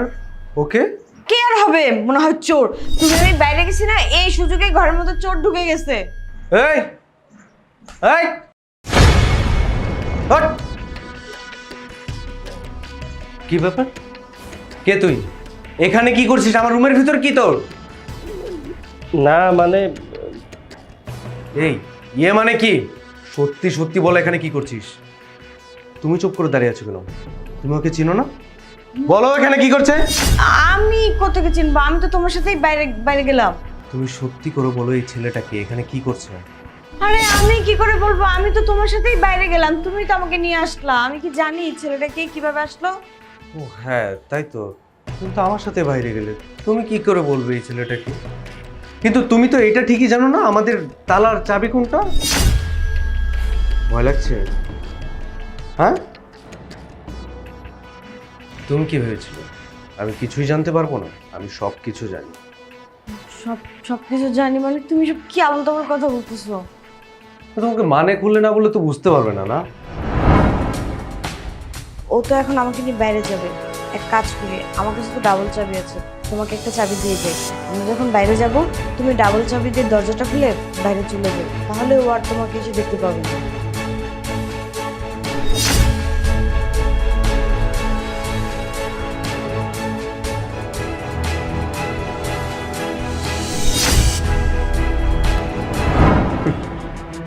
কিভাবে পারলে আমাকে দিনের পর দিন ধোঁকা দিতে? আমি তোমাকে কত ভালোবেসে বিয়ে করেছিলাম, আর তুমি কিনা আমার পিঠ পিছিয়ে এসব করে বেরোতে। আর আমার ভিতরে কি এমন কমতি ছিল যে যার জন্য তুমি ওর সাথে রিলেশনে জড়ালে? হ্যাঁ, বাবা না ঠিকই বলতো। বাবা আমাকে অনেকবার বলেছিল তুই এই মেয়েকে বিয়ে করিস না, এই মেয়েকে বিয়ে করলে তুই সুখী হবি না। কিন্তু না, আমি তো বাবার একটা কথাও শুনিনি। আমি তোমাকে ভালোবেসে বিয়ে করেছিলাম, আর তুমি কি করলে? এই ছেলেটার জন্য দিনের পর দিন আমাকে ধোঁকা দিলে। কিভাবে পারলে এই কাজ করতে? আমি তোমার সাথে আর একই ছাদের নিচে সংসার করতে পারবো না, আমার দ্বারা সম্ভব না। আমি হয়তো এতটাও ভালো মানুষ না যে এত কিছু জানার পরে আমি তোমাকে নিয়ে এক ছাদের নিচে সংসার করব। তাই বলছি, প্লিজ তুমি এখান থেকে চলে যাও। দেখো আমার ভুল হয়ে গেছে, তোমাকে ক্ষমা করে দাও। আমি আর এরকম কাজ করবো না। তুমি যদি ভুল করতে তাহলে একবার না, আমি তোমাকে 100 বার ক্ষমা করে দিতাম। কিন্তু তুমি যেটা করেছো সেটা অন্যায়, অনেক বড় অন্যায়। তুমি আমার মনটা নিয়ে খেলা করেছো। আমি ফ্যামিলির বিরুদ্ধে গিয়ে তোমাকে বিয়ে করেছিলাম, আর তুমি কি না,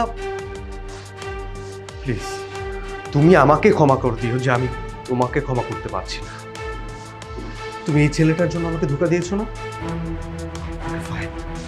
যাও, এই ছেলেটার হাত ধরে এখন এই মুহূর্তে আমার সামনে থেকে চলে যাও। জান ভাই, ওকে নিয়ে যান। ঠিক আছে, চলো আমরা চলে যাই। চলো বলো। এই তুই কি মনে করছিস? তুই তোর স্বামীর ঠকায় আমার সাথে রিলেশনে আসতে পারছিস, আর 2 মাস পরে বা 2 দিন পরে যে আমার ছেড়ে যাবে না তার গ্যারান্টি কি? দেখ, তোর সাথে আমার যেটা নেওয়ার কথা ছিল সেটা আমার নেওয়া হয়ে গেছে।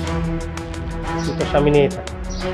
ফার্দার আমাকে তুই কোনো কল এসএমএস কিছু দিবি না, তুই তোর মতো করে থাক। ভাই দেখেন, আপনাদের স্বামী স্ত্রীর মধ্যে আমি আর থাকতে চাচ্ছি না। আপনাদের সমস্যা আপনাদের সমাধান করে দেবেন। ভালো থাকেন ভাই। চলে গেল না? প্লিজ তোমাকে ক্ষমা করে দাও, আমি আর কখনো এরকম কাজ করব না। আমি তোমাকে ক্ষমা করতে পারবো না। তুমি যে বড় অন্যায়টা করেছো না, সেটা আমি কোনোদিন ভুলতে পারবো না। আমার যদি কখনো স্মৃতিশক্তি নষ্ট হয়ে যায় না, তখন ফিরে এসো। আমি তোমাকে রাখতে পারবো না, প্লিজ আমার চোখের সামনে থেকে বের হয়ে যাও। আমি তোমাকে ডিভোর্স লেটারটা খুব তাড়াতাড়ি পাঠিয়ে দেবো। এই কাজটা তুমি করো না, তোমার আল্লাহর দোহাই লাগে, তুমি আমাকে একটা সুযোগ দাও। দেখো, আমি তোমাকে অনেক বেশি ভালোবাসি, যার কারণে আমি তোমার গায়ে হাত তুলছি। প্লিজ এখান থেকে বের হয়ে যাও। আমাকে বাধ্য করো না তোমার গায়ে হাত তুলতে। যাও।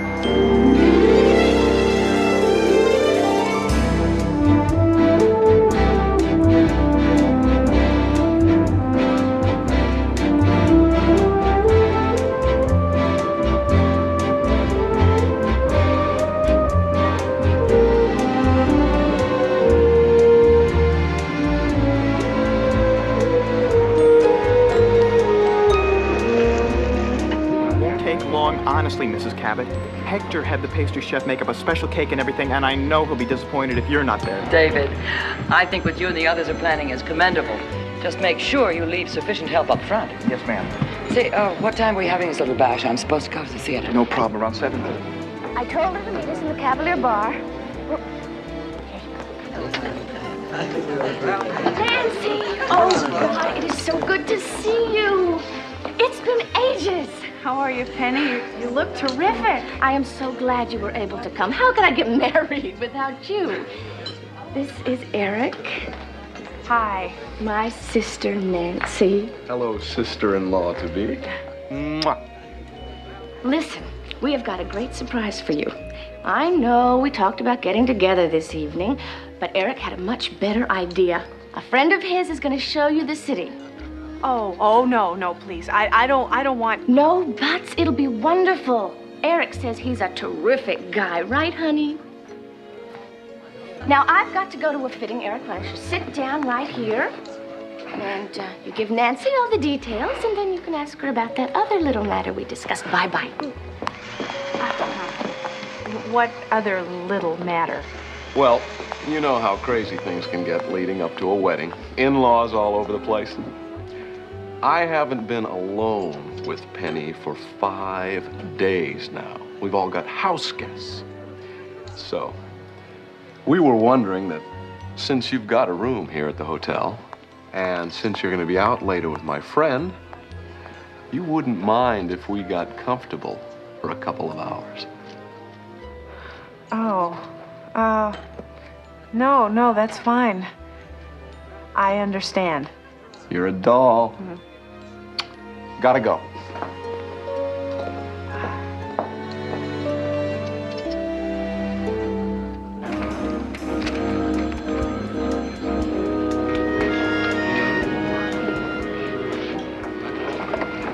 Hi, may I help you? How do you do?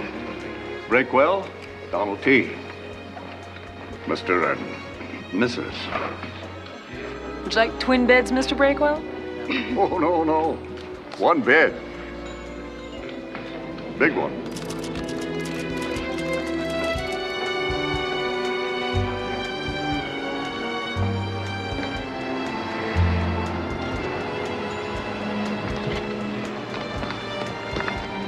Hi. Weaver? Janet Weaver.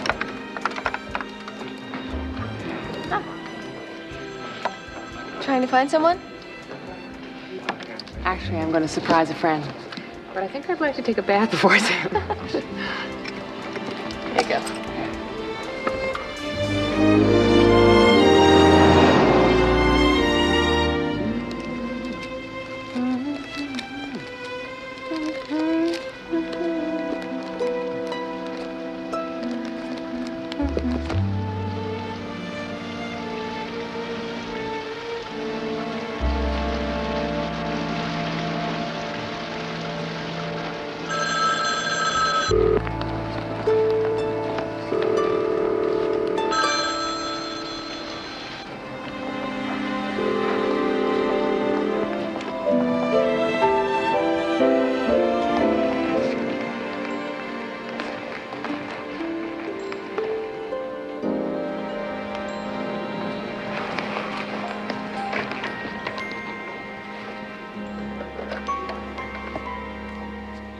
Could you connect me with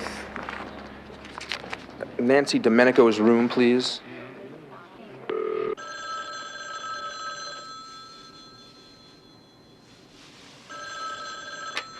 Hello.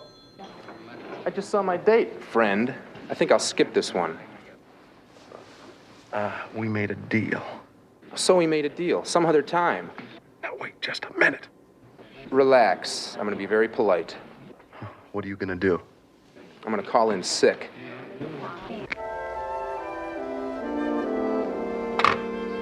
Everything okay, honey? Who was that? Oh, nothing important. Now, where were we?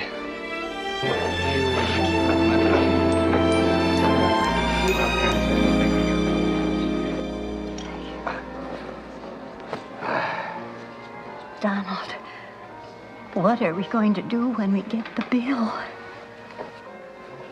We are going to use The magic plastic. I know, but sooner or later we're going to have to pay for all of this, and we don't have any money.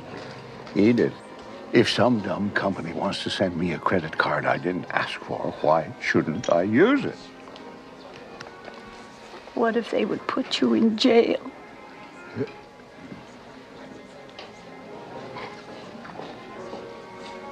Thank you. What would I do? They're not going to put either of us in jail. Now, you just let me take care of things, okay? Maybe Donald Jr. will pay for it. He's not a bad kid. It's your cheesecake. How come I had to wait till I got to be an old woman to meet my prince? Princes don't live in old folks' homes. Mine does.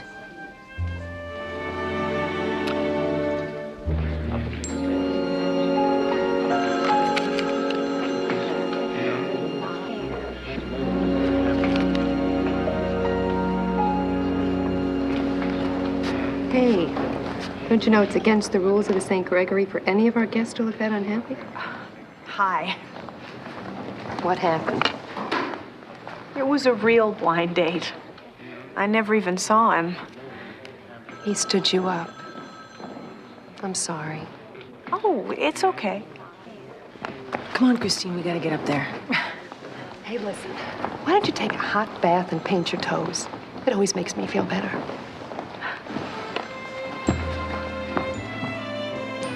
I would. If I could get into my room. Is it gonna be cold enough? Perfect show. Terry, are you sure we have enough of these? Oh, I've got plenty. We're in the back, don't worry. If you just give me the sheets for July and August, I'll read them tomorrow. Shh, everybody pipe down. He's coming. Hit the lights, hit the lights. Happy birthday to you. Happy birthday to you. Happy birthday, dear Peter. Happy birthday to you. I'll bet you play a mean game of liar's poker, too. Of course I do. You want to blow out these candles so we can cut this sucker up? Oh, yeah.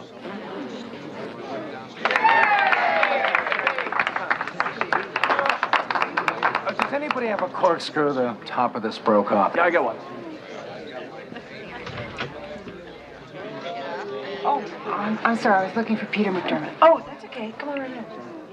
Mr. McDermott, there's someone here to see you.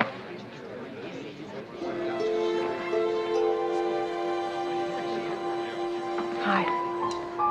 Hi.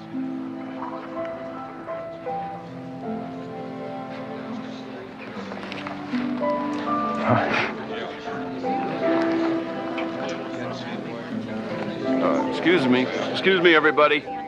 I'd like you to meet Janet. McDermott. My ex-wife.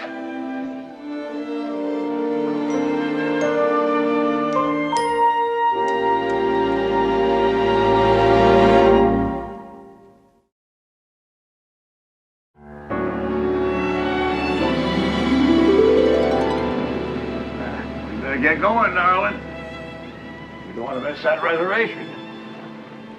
They've probably discovered that we're gone by now. Who? The guards at the jail? Donald, they're not guards, and Sunset Acres is not a jail. It's a retirement community. You call it what you want. I feel funny that we just walked out. Edith, darling, this'll all be over soon enough. They'll discover we're gone. They'll track us to the St. Gregory. But before they do, you and I are going to have the best time we ever had. Now, you get rid of that long face.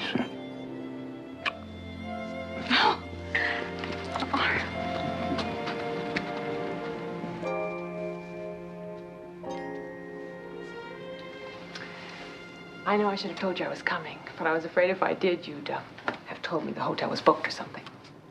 Well, you look wonderful. Thanks. You'd be amazed at what getting off the booze can do for your figure. Not to mention your liver, your brain.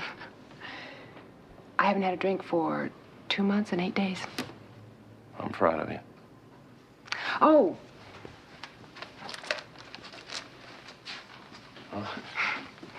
Happy birthday. Oh. I decided I wanted to give you something that you've always wanted.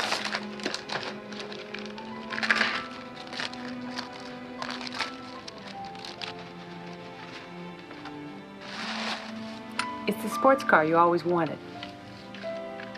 It's not supposed to be funny.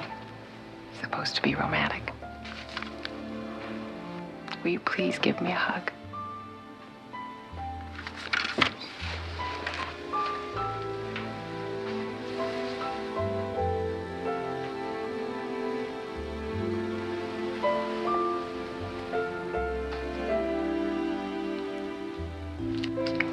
Listen, I got a lot of things to do.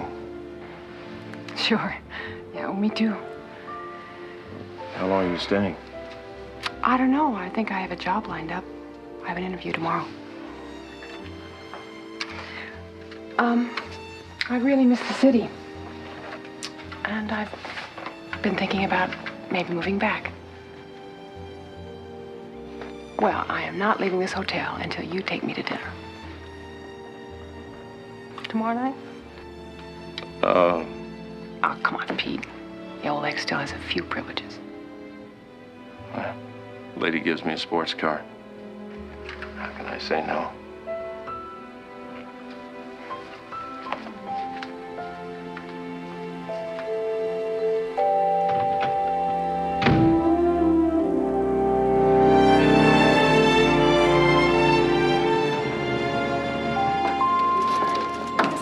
Where we make magic, isn't it? Right? Well, let's make some for Nancy. Oh, Mark, it's really a shame. Her sister's wedding isn't until tomorrow. She's all alone. Some deadhead stood her up last night. Why such an interest in this girl? Well, maybe it reminds me of something that happened to me once. You? We've all been there. Oh, how about Leo on the loading dock? Well, it's all fine and good, but you can't spend your whole life out here, Leo, counting cases of pickled peaches. Now, Mrs. Cabot has rules and regulations against us bozos hobnobbing with the guests. You know that, Mark. Well, in this case, I think she'd approve. Oh, real charity case, huh? I passed. Oh, come on, just think about it, will you? Christine said she's a very nice lady. She's bright, has a good sense of humor. It's getting riper. It's not even your idea, it's Christine's. You want to put those things right over there by those towels, please. Leo, what are you doing tonight? Nothing. Oh, come on, what have you got to lose? Well, there's a chance you might have a good time, you know. How about 2 Saturdays off in a row? I can make it happen. I'll go for that. All right.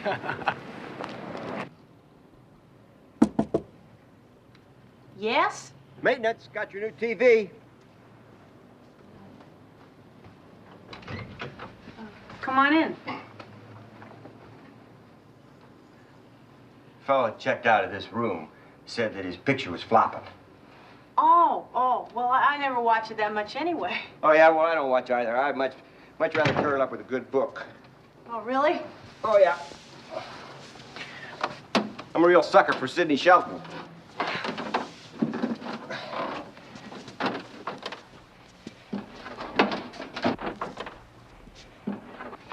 You read a lot, too?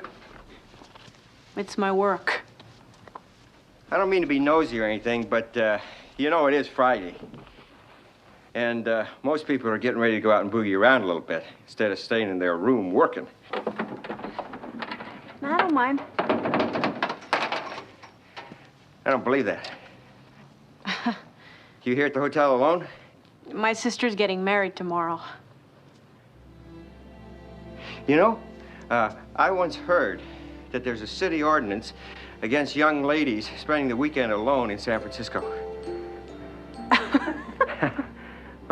What's funny?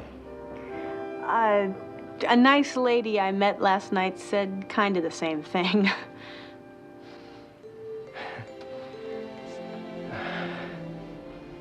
What is it? Nothing. Let me get the door for you. Thanks.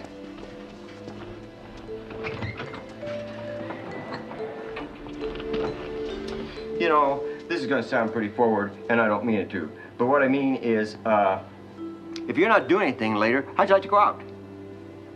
Go out? Yeah, you know, go out, get some clams. I mean, why should I go home alone with Sidney Sheldon and you stay here in your room?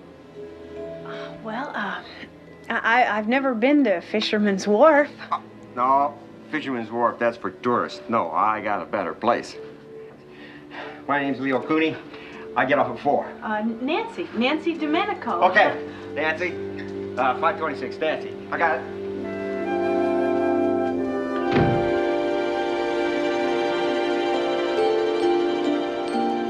Senator takes good champagne, fruit baskets, lots of flowers, and everybody in the party gets the A treatment. You're a hard man to find, Mr. Well, hotels are a lot like churches. Doors never close and problems never stop. Well, I thought we might be able to take a little tour of the city. No, I can't. I just got so many. Mrs. McDermott. Yes? The gentleman left you a message. What is it? What's the matter? Oh, nothing. Nothing at all. I have to be going. I'll see you later. Oh, and don't forget our date tonight. Call me.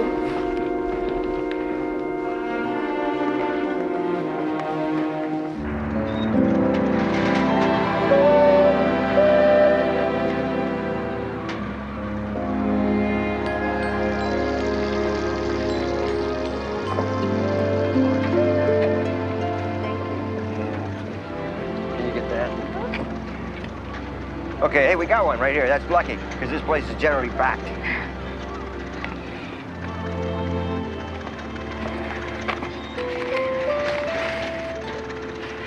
So what do you do in publishing? I'm in acquisitions. What does that mean, acquisitions?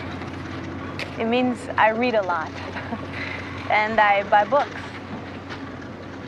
Yeah, but you're a vice president. Well, I got the title last summer because it was cheaper than giving me a raise. This looks great. So, what do you do? I'm in acquisitions, too.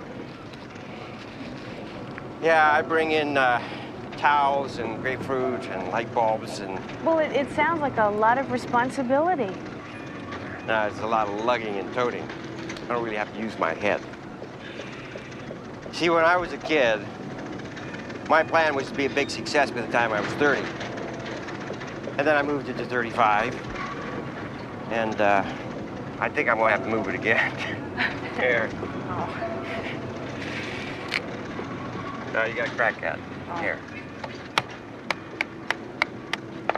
Try that. You're nice.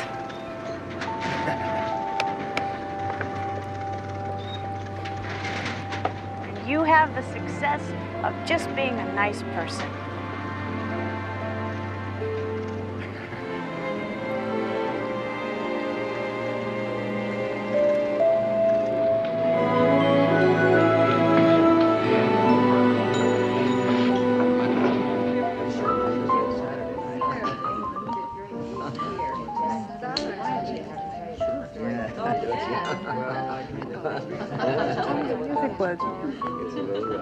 Fun.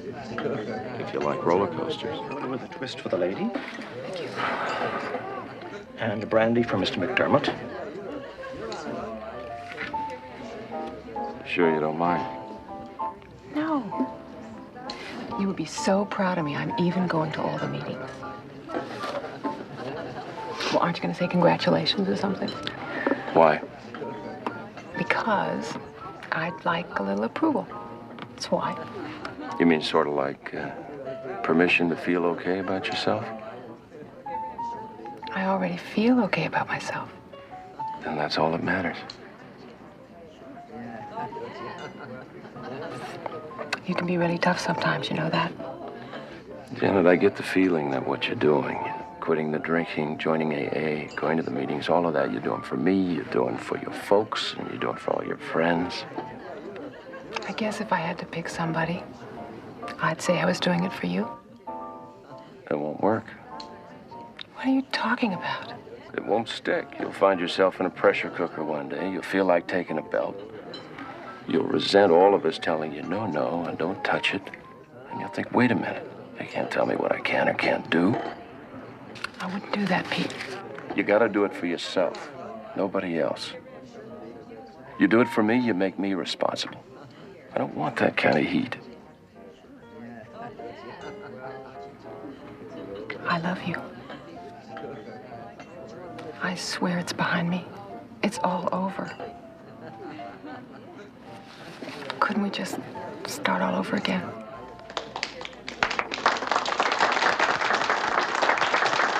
We better go. We'll talk later, I promise.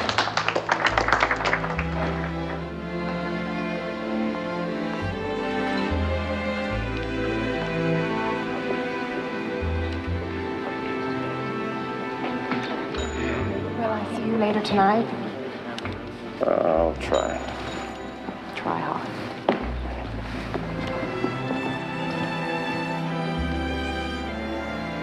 You don't answer your messages, lady. Please stay away from me, Carl. I don't know how you found out where I was or why you followed me here, but please just stay away from me. Not on your life, lover. That wasn't nice, you just walking out.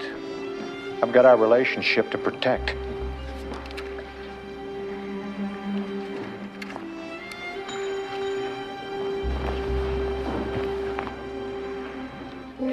That was the best seafood I ever tasted. Great. Thanks for taking me. I'm sorry about the shrimp sauce. Oh, that's all right. What you doing tomorrow? Because I got the day off. I got my sister's wedding. Oh, shoot. Yeah, well, I'll give you a call in the morning. You know, I'll check, see how your TV's doing. Oh, I'd like that. Okay. How about lunch tomorrow?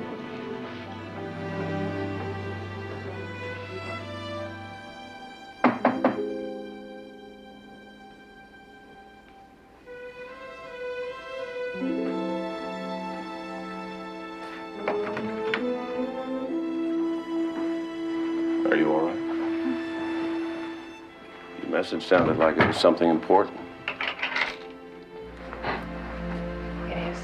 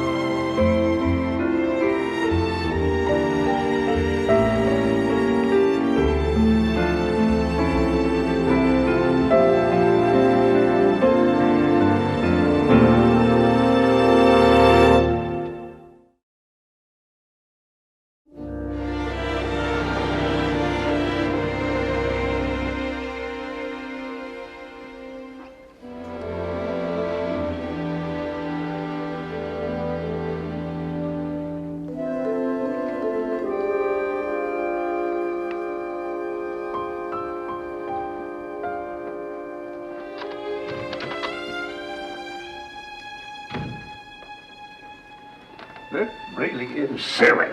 What is? Taking an aerobics class. My age, you have just so much energy left, you know.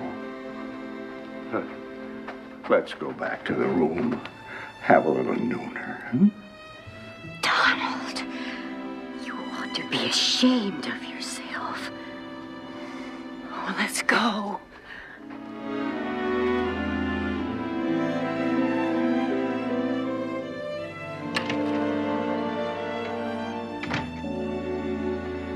Hi. Hi. How are you? I'm tired. Thank you very much. How about lunch? We could go to some out-of-the-way spot. I can't. I just don't have any time today. Well, what about later? I'd love to show you this little apartment I've been considering. It's really adorable. Janet. Oh, come on. I'd love you to see it. Look, Janet, please, let's not rush this, okay? I can't this afternoon, really. Well, I guess I have to go. I've got the job interview. Oh, good luck, huh? Want to buy me a drink later? Oh, a correction, a fruit punch to celebrate. I'm sorry. Strike that. It's not exactly slowing things down, is it? I'm just trying to win back the man I love. I seem to be screwing it up.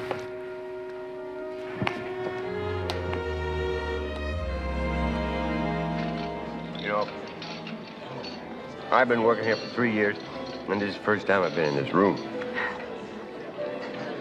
Oh, Leo. He's beautiful. But I can't take this. Oh, yeah, you take that because you told me you collected turtles. He's not jade or anything like that. I think he's plastic.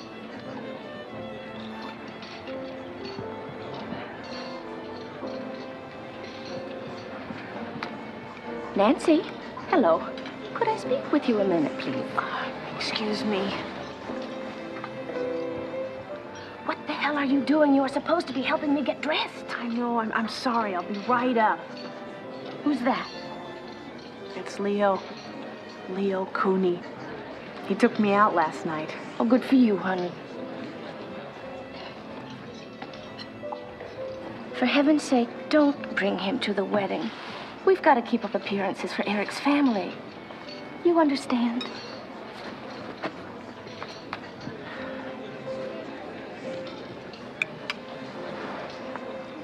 Everything okay?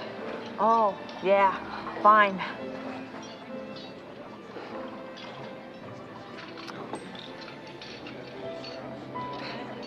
Leo, how would you like to go to a wedding this afternoon? Yeah. Good.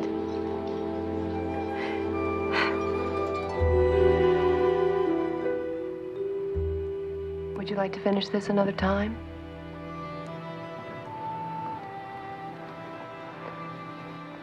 I'm a good listener. If you'd like to unload.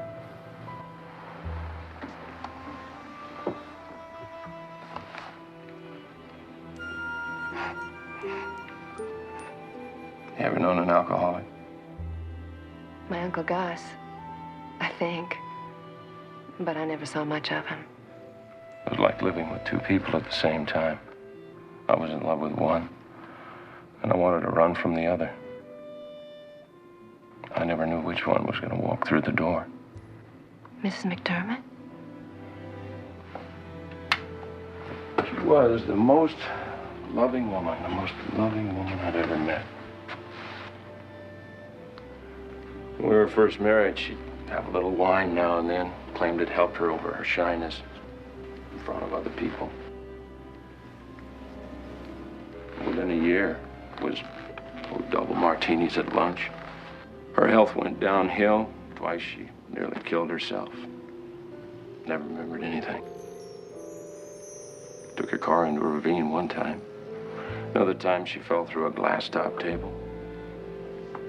Never remembered any of it. My God. She lost everything because of her drinking. And there wasn't a damn thing I could do about it. It's hard to believe.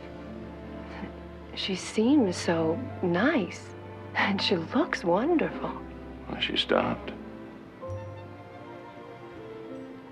But she stopped at least a dozen times.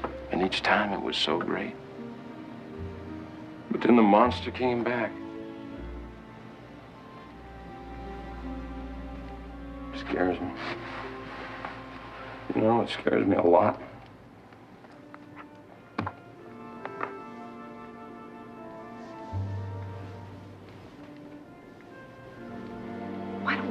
here for a little while. Well, since you stood me up last night. That's right. I was supposed to take you to a little birthday dinner, remember? Oh, Christine, I'm sorry. It's okay, really. I understand. You can make it all up to me by letting me buy you a snow cone down on the wharf. Come on.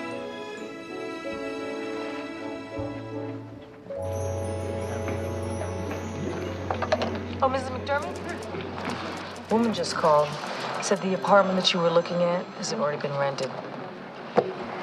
Oh, and wait a second. This one came in a little while ago.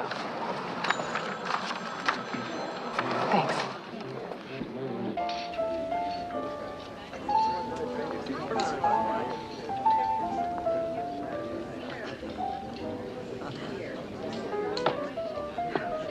It was a lovely ceremony today, wasn't it?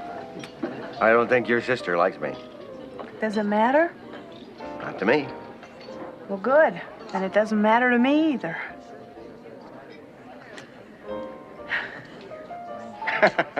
What are you smiling about? Well, I don't know. Maybe because you make me feel good about myself. I feel like I can say whatever I want whenever you're around, and it'll be okay. Sure. It's easy. It's easy for you. No, go ahead, try it. Whatever you're most scared to say right now, just go ahead and say it anyway. And then I'll do the same thing. I wish I wasn't going back to San Diego tomorrow.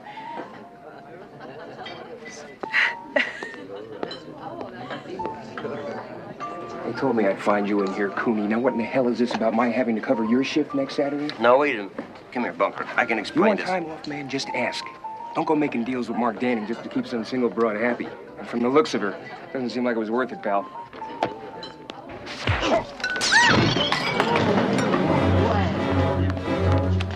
Okay, Cooney, you want a piece of me? Fine. Let's go. Come on. Come on. Come on, Cooney. All right, Cooney, Bunker, he's gone now. Right.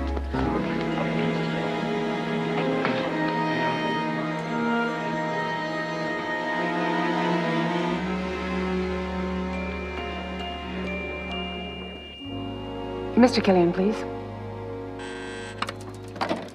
Yes? Mr. Killian, this is Janet McDermott. Yes, Mrs. McDermott. I'm sorry, I don't have better news. Your test scores ran 6 points under our qualifications. And, But that's not fair. I wasn't prepared to take a test. Mr. Drucker told me that it was just a formality.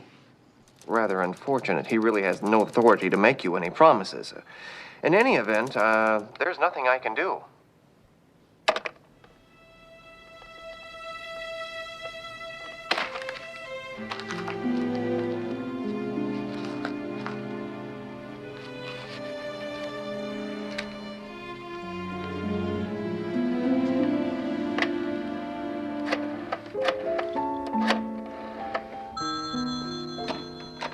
Miss McDermott's office?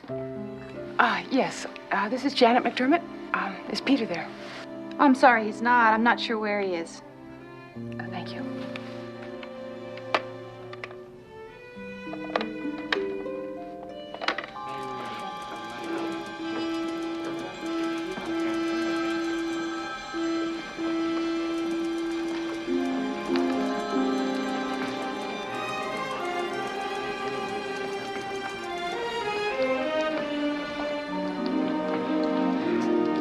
May I get you a drink?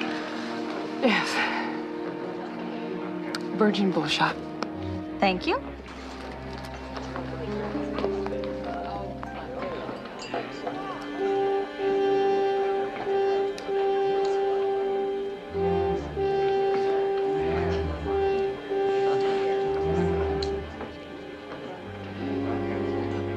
I know why you're here. The sainted ex-husband. To do call a cop. Making a fool out of yourself. Doesn't want anything to do with you. You proved that when he ran out on you in the first place. You look like you're falling apart. Would you like a little bracer? Why don't you ever help me? Why haven't you ever helped me? Why do you always have to tear me down?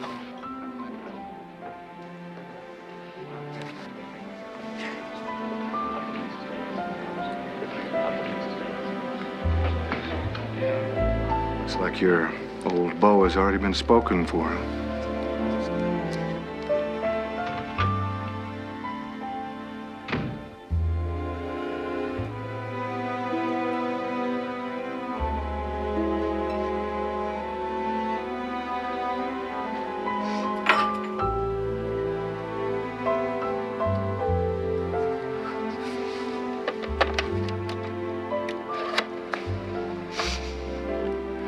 Room service, please. Room service.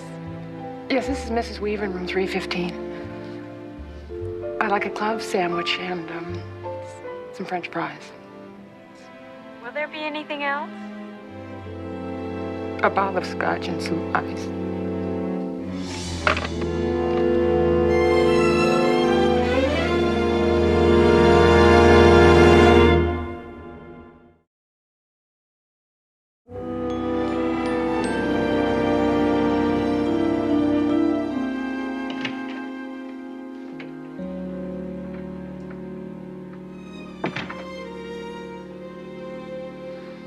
I'm Peter McDermott. What can I do for you? I know who you are. You one up on me.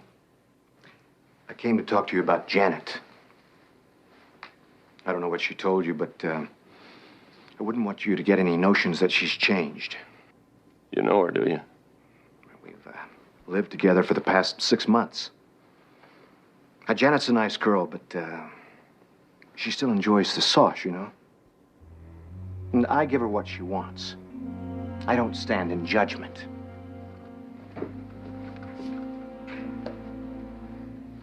What do you want from me? Well, I figured you put her on the street once before, so you'd just as soon have her out from underfoot again. I'd be there to haul her away when she came out the door. Now, you listen to me, whoever the hell you are. Mrs. McDermott is not being put out on the street. She's welcome under this roof any time. That does not apply to you, however. Is everything all right? So why don't you go the hell back to wherever you came from and stay away from both of us?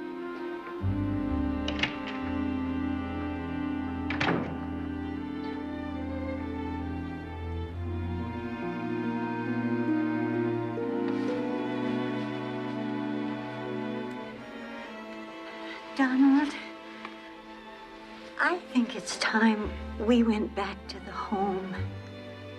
Tomorrow? Sunday is the day I read to old Mrs. Brill, and you know what a fuss she makes if I'm not there.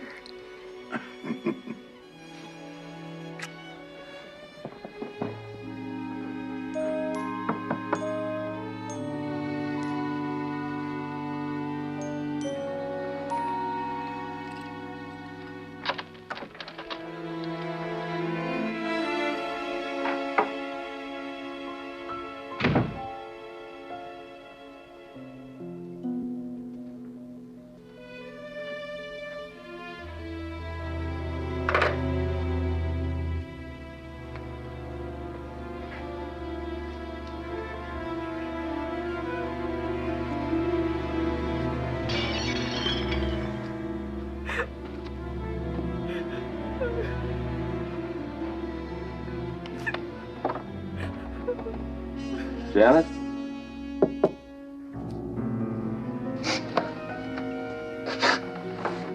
Janet, let me in. No. Janet, it's Peter. Janet, open the door. Just go away. Janet, please. Let me in. Open the door now. Just go away. I never liked you anyway. You hear me? Open the door, Janet. You hear me, Janet? Let me in now.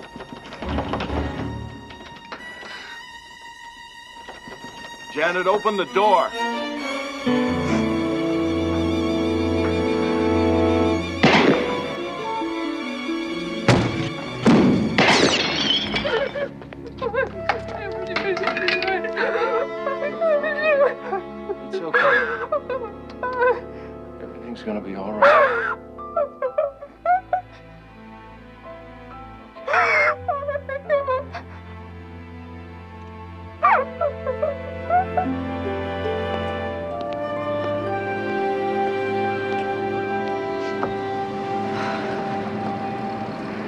Why'd you come here? Same reason you did. Because this is all the history we've got.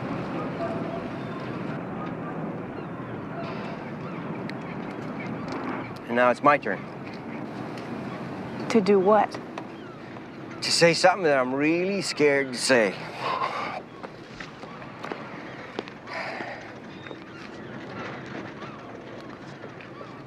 See, I'm not sorry. I mean, I'm glad that you got stood up by that guy the other night. And I'm glad that I've got friends at the hotel that care enough about you that they had to bribe me to take you out. I mean, would everything be okay if you had had a busted TV?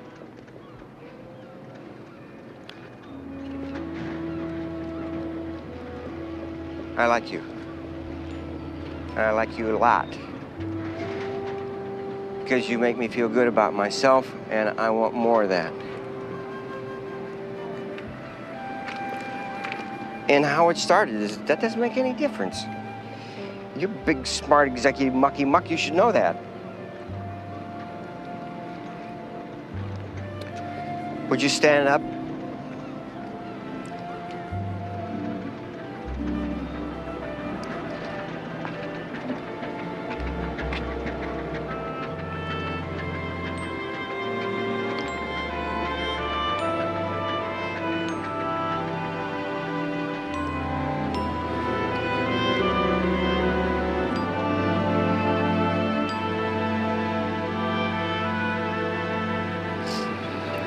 Leo,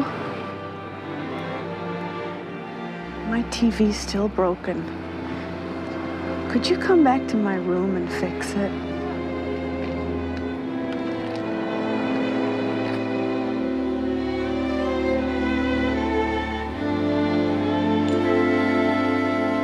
You have a little problem, Mr. McDermott. See the elderly couple standing by the cashier's desk? Well, his name is Donald Bravewell, Sr. And he and that really nice lady with him, they walked out of a rest home with a credit card that was supposed to go to his son, Donald Jr. And, well, we contacted his son, and he won't honor the bill. What do you think we ought to do about it? Tear up the bill? Pretend they were never here? You are not authorized to do that, Mr. Ladd. Neither is Mr. McDermott. I, on the other hand, have all kinds of privileges around here.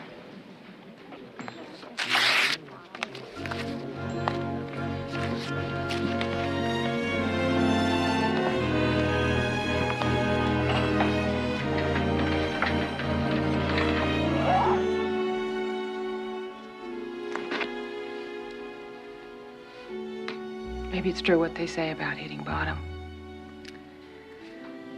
It's the beginning of getting the rest of your life in order.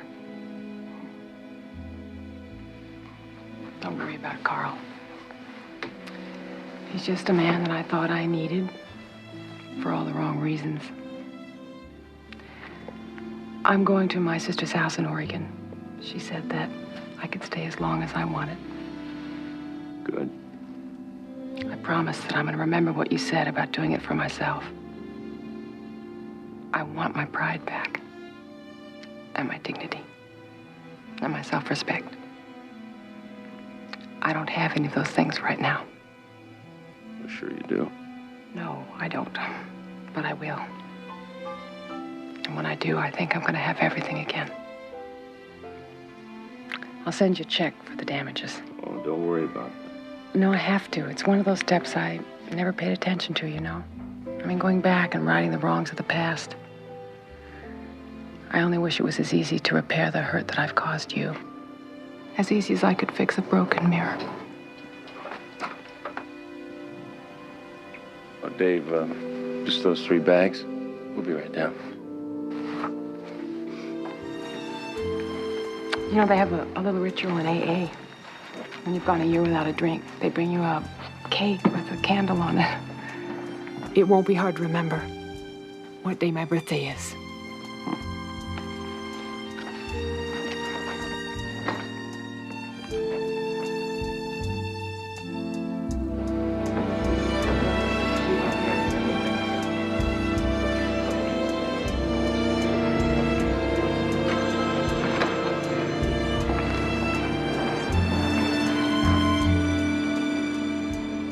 Whenever you get to that first cake, I'm gonna come, wherever you are, and help you blow out that candle. Thanks.